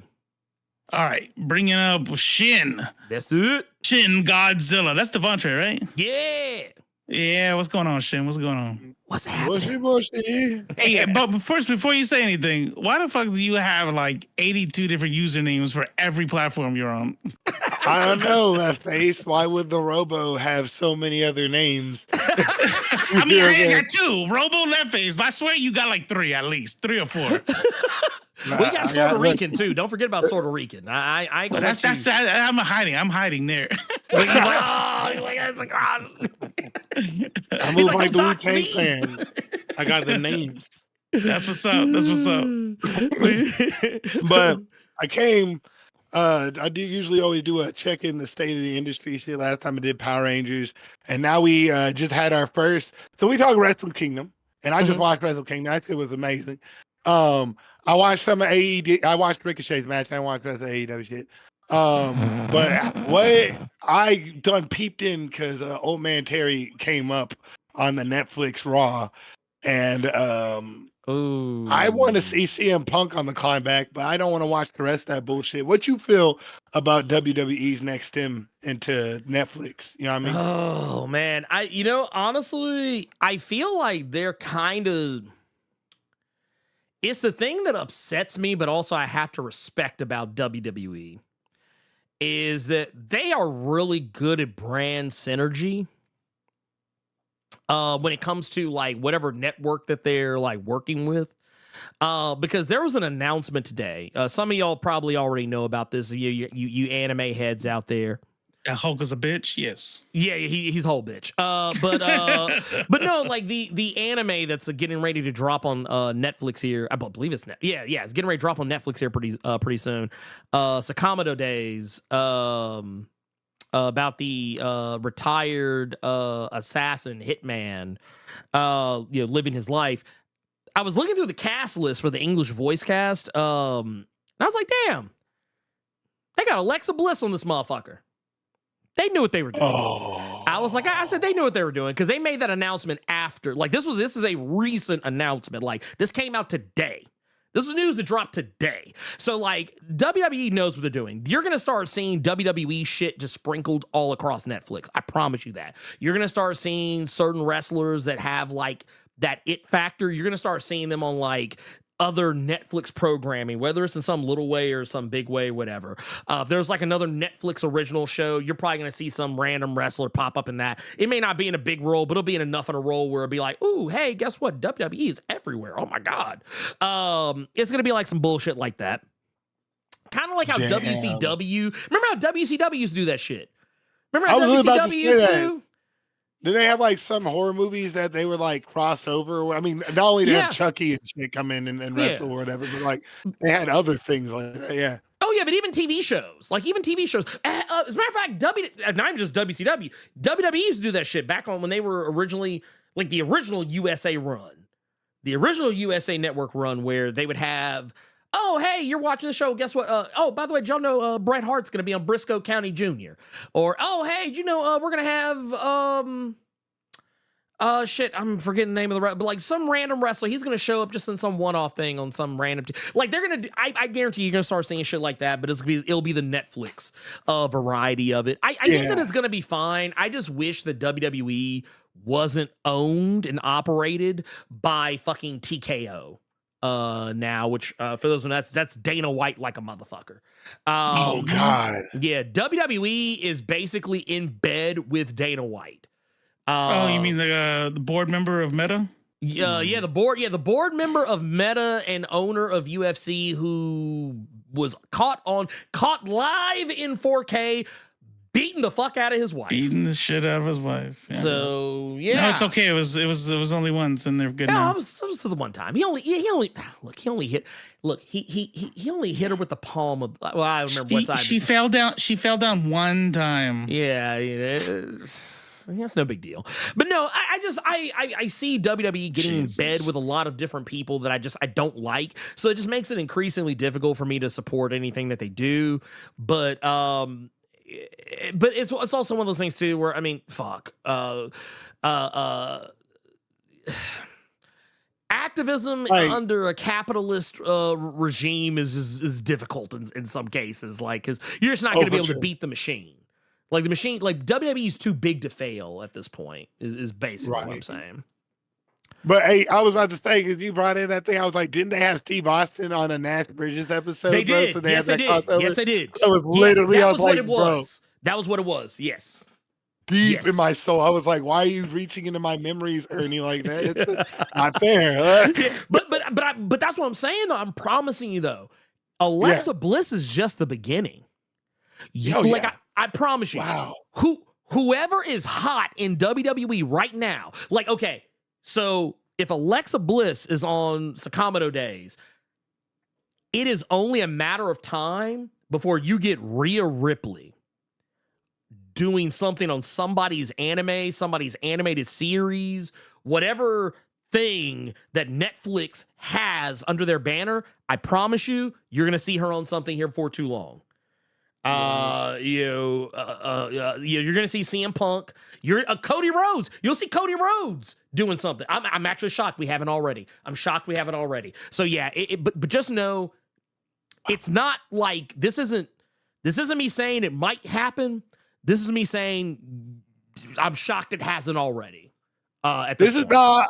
Ernie, I think you're onto something because it feels systemic. Let's just go through this ranked list right now, right? No. You don't gotta go down the damn list. I'm not going like. It's just like 3. It's just like, I'm sorry, it's like 3 or 4, dog. Trust me. I'll let him have it. Oh my God. We got the Leprechaun Origins movie. We got See No Evil, right? Like every time. Did we get 2 of those? We got 2 of those. Yep.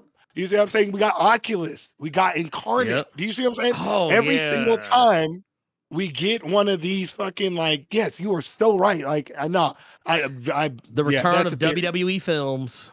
Yep. Yeah, exactly. I feel exactly what hate to see it. Well, the Marine. We're gonna get the Marine. We're gonna get the Marine 7. Marine 7. Go, goddamn. Hit me deep, dog. Cody Rhodes is the Marine, Part 9. There you go. Oh, this is great.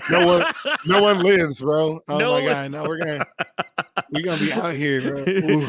And then for whatever reason, Brandy Rhodes will be in it too. Even though I don't know if she. I don't think she can act. I'm not saying that she can or can't, but I don't know. She doesn't cut very good promo, so I imagine she's not a good actress.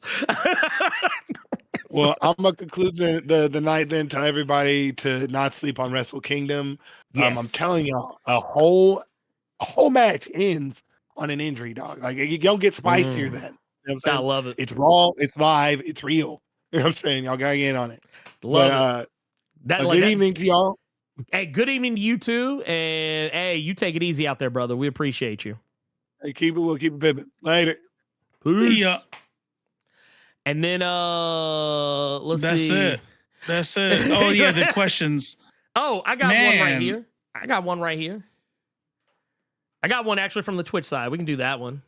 But I don't think there's any. Is there any in the Yeah, there's 2.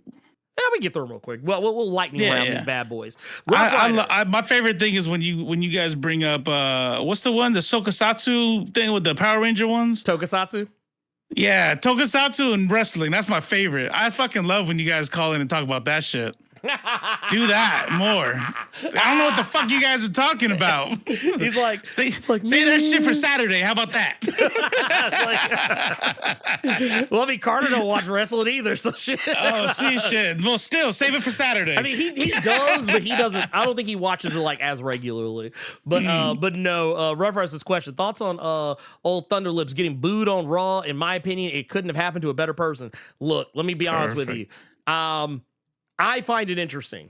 That's Hulk, right? Thunderlips? That's Hulk Hogan. Yeah, yeah. Thunderlips. Yeah. That was his his Rocky moniker. Look, the Iron Sheik told us a long time ago that Hulk Hogan wasn't shit. Okay. Yeah.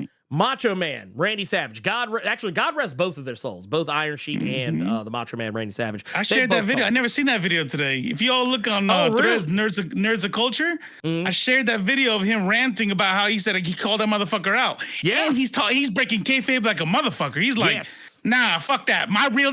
He wants you to know, watching this thing, like he doesn't want any like way for you to be like, maybe he's a character. He's like, I don't remember the actual names. He's like, his name is Jacob and my name is. He's like, this is not for I want to fight that motherfucker.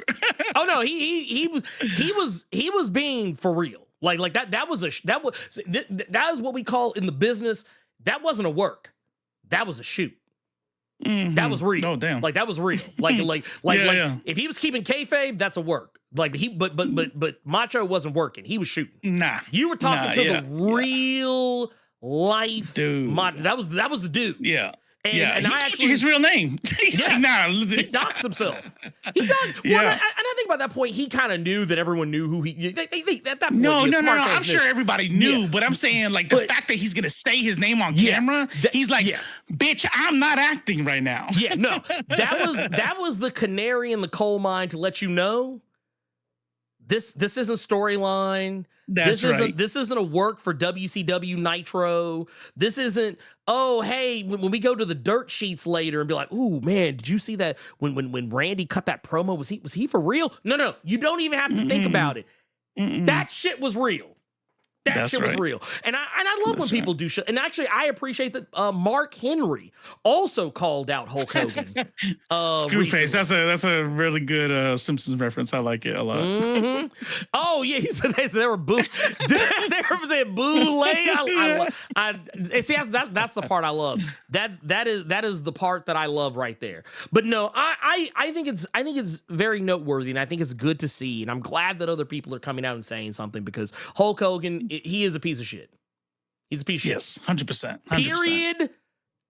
It's not an accident. The guy who accidentally said the hard N-word with the ER and then had to apologize is now coming out as a Trump supporter. And like, it's not an accident. These motherfuckers just, he let it be known. He had the Iron Sheik, I guess, said what he said, and we saw the video with Macho Randy Savage. And then he just said, and then he just told the world, he like, yeah, here's me saying the N-word. Do you guys get it yet? But guess what?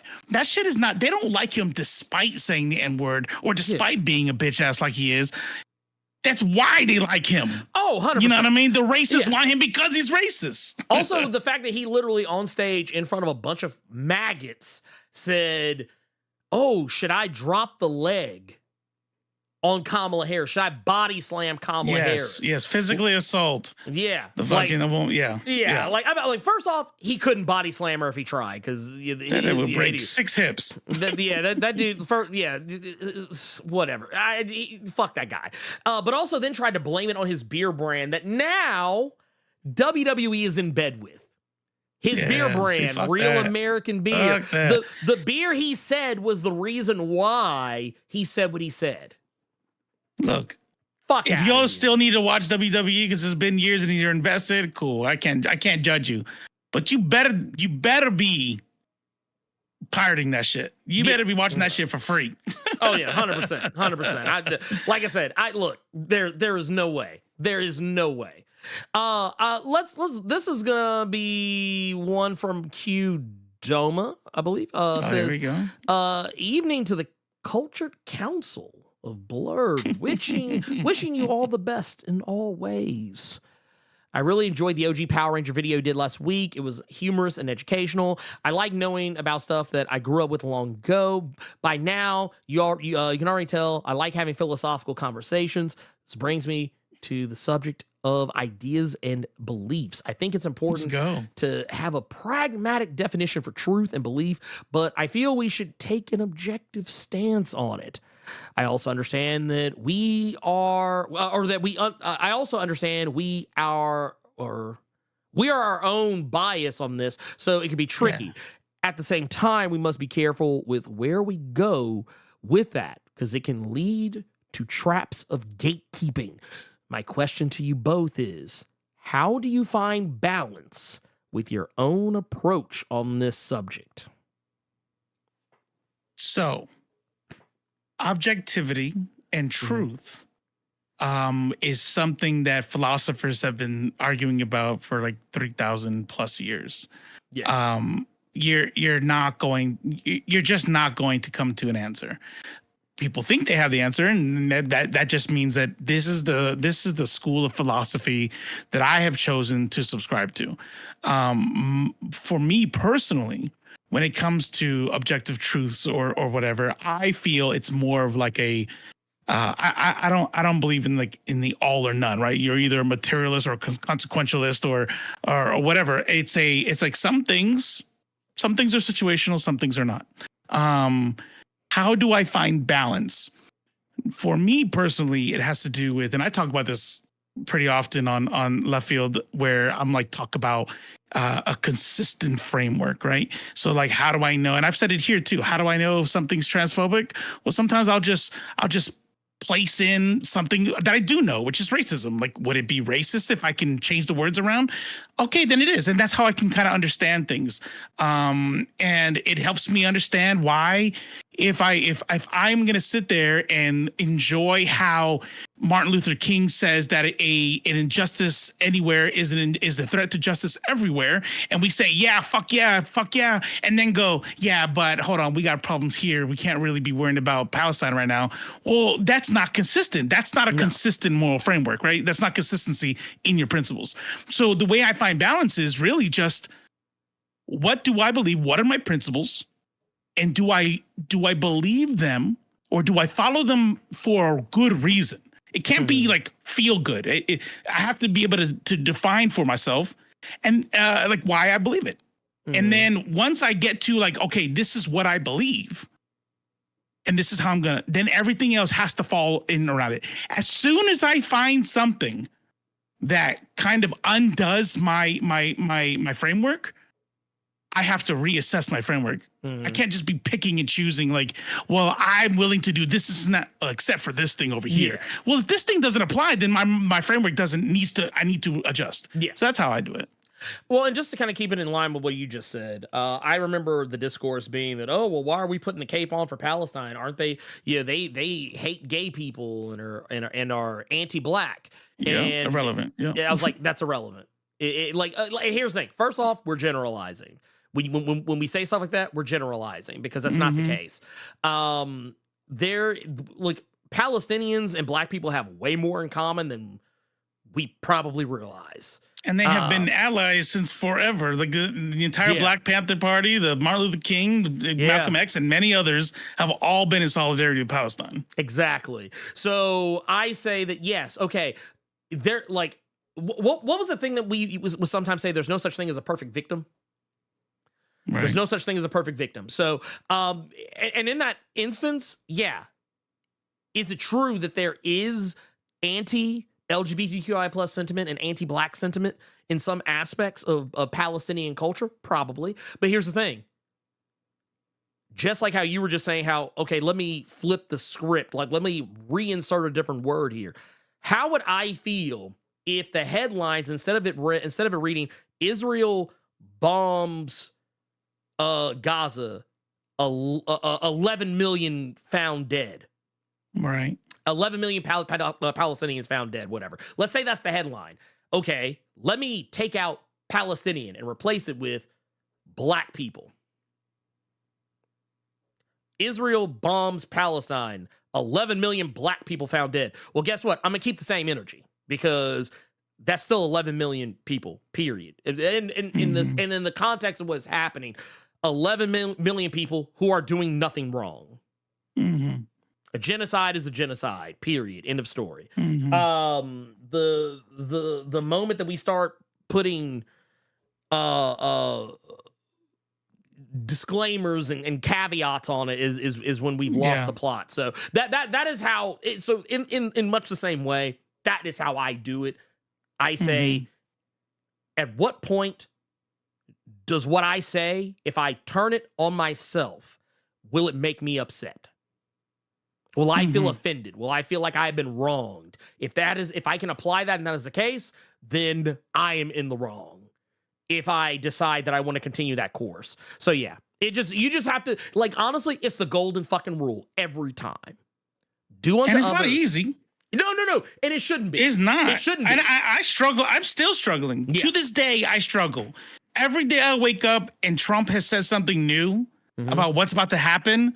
Yes. I struggle and I go, I don't know if anybody knows. I didn't make a follow-up video, but I ended up voting for Kamala Harris.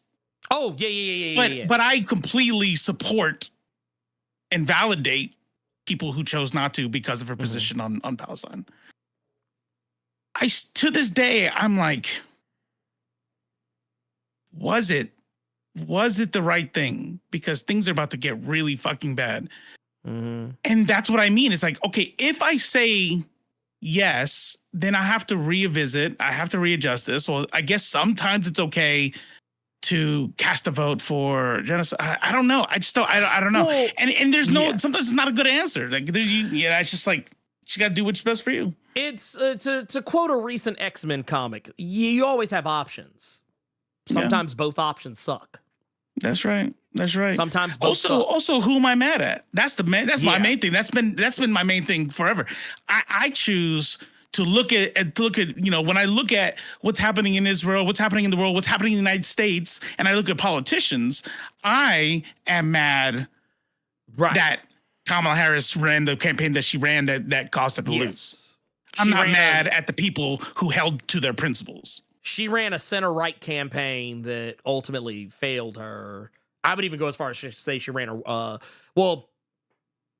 yeah, I'll stick with that. She ran a center-right campaign that ultimately played to the wrong people. Because as we have seen, especially I think, what was it, yesterday or the day before, the report came out exactly how close the election was, and she literally lost by like a percentage.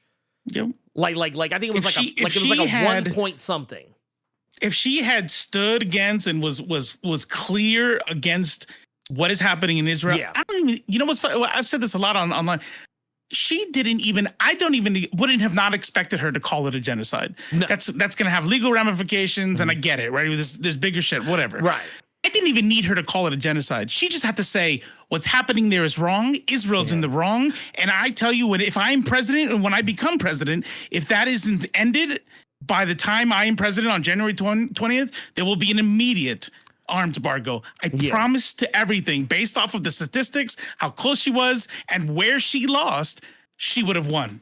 Well, and she chose to not do that. Well, and the thing is, it became also clear in the revelation of what the breakdown was, that I think it was like the number of votes that Donald Trump got was actually no better than the number of votes he got in 2020. Yeah, it was about the same. It was about the same. So it was actually the fact that 30%, I think it was like 37, 38% of people just didn't vote at all.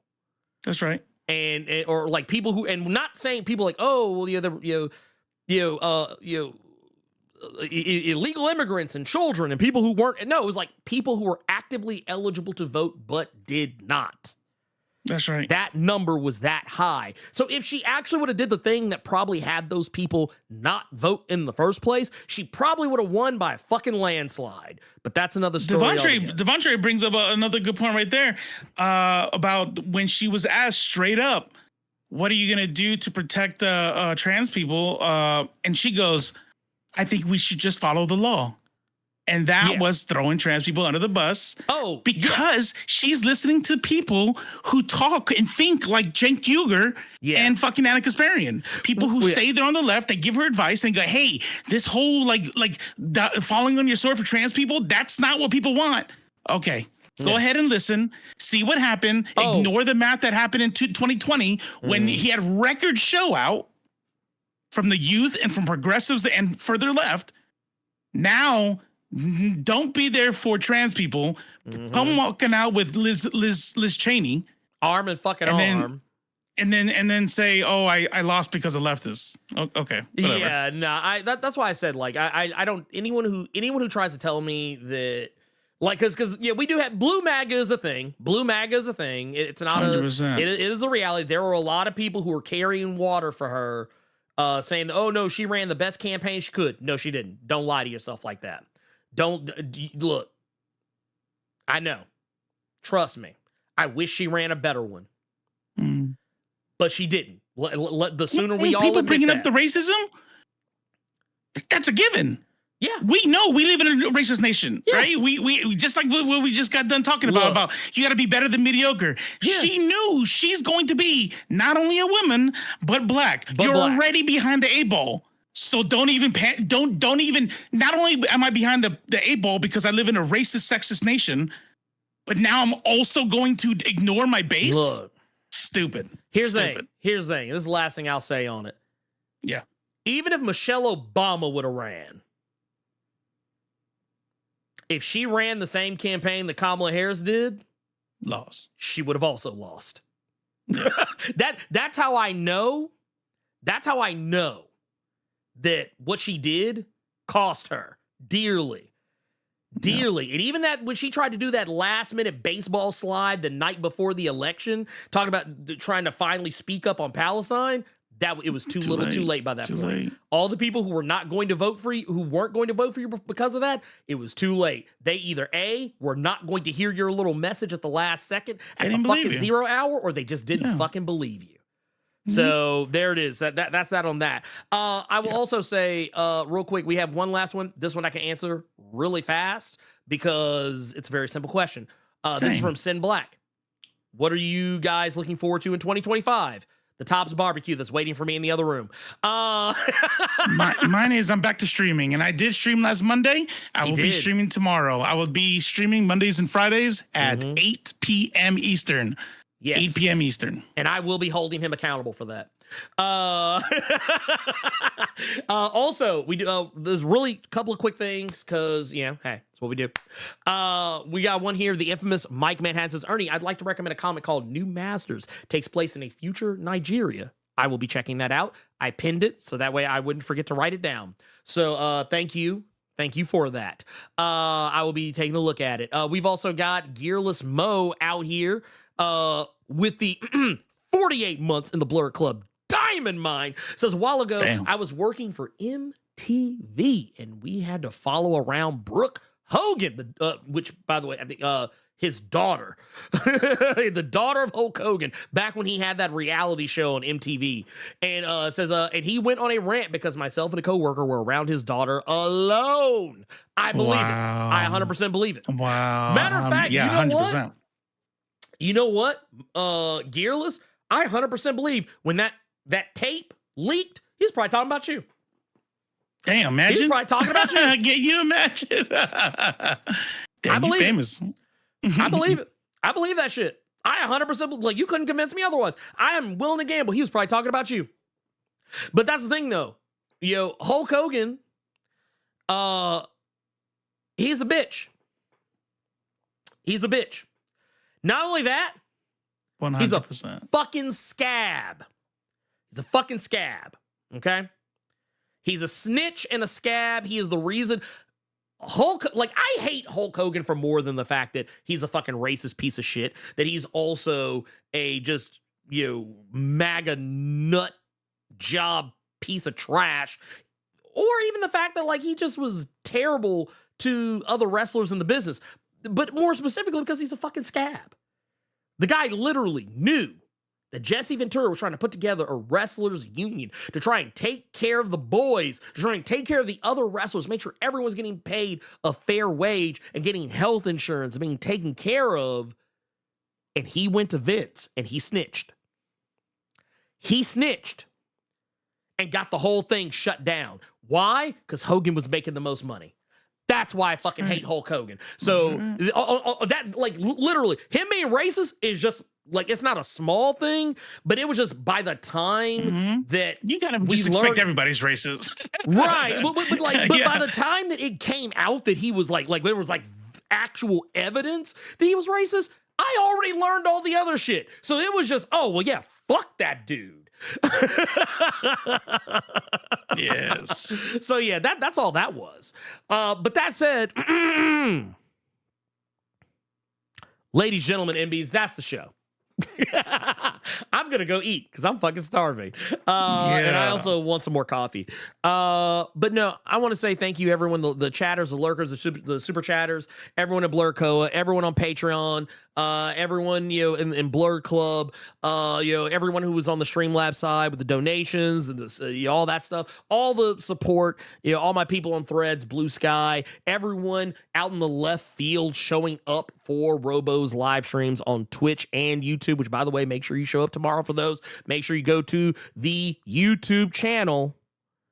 I believe it is in the description. Actually, you know what? I got so much better about making commands for that sort of thing. I need to actually make one for that. But it's neither here nor there. You make sure you go. There's a link in the description. YouTube.com/leftface.tv. Go do the thing. Also, make sure you hit the notification bell. That way you don't miss any streams. And also do it for us too. If you're here, you're enjoying this, and for whatever reason you're not hitting the buttons, hit the buttons. No better time than now. Also, if you enjoyed our earlier conversation with Derek Tyler, Attico, make sure you go do the thing. I'm gonna put the because I know it's been a while. Sci-Fi Sisters. Yeah, Sci-Fi Sisters. Go check out everything here. We're gonna look here. I'm putting links I'm putting links in the places. Let's see here.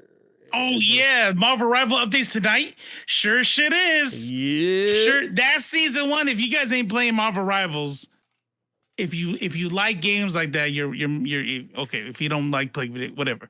But if you play, get this update. Them skins are so sick, and they're adding Mr. Fantastic and Invisible Woman.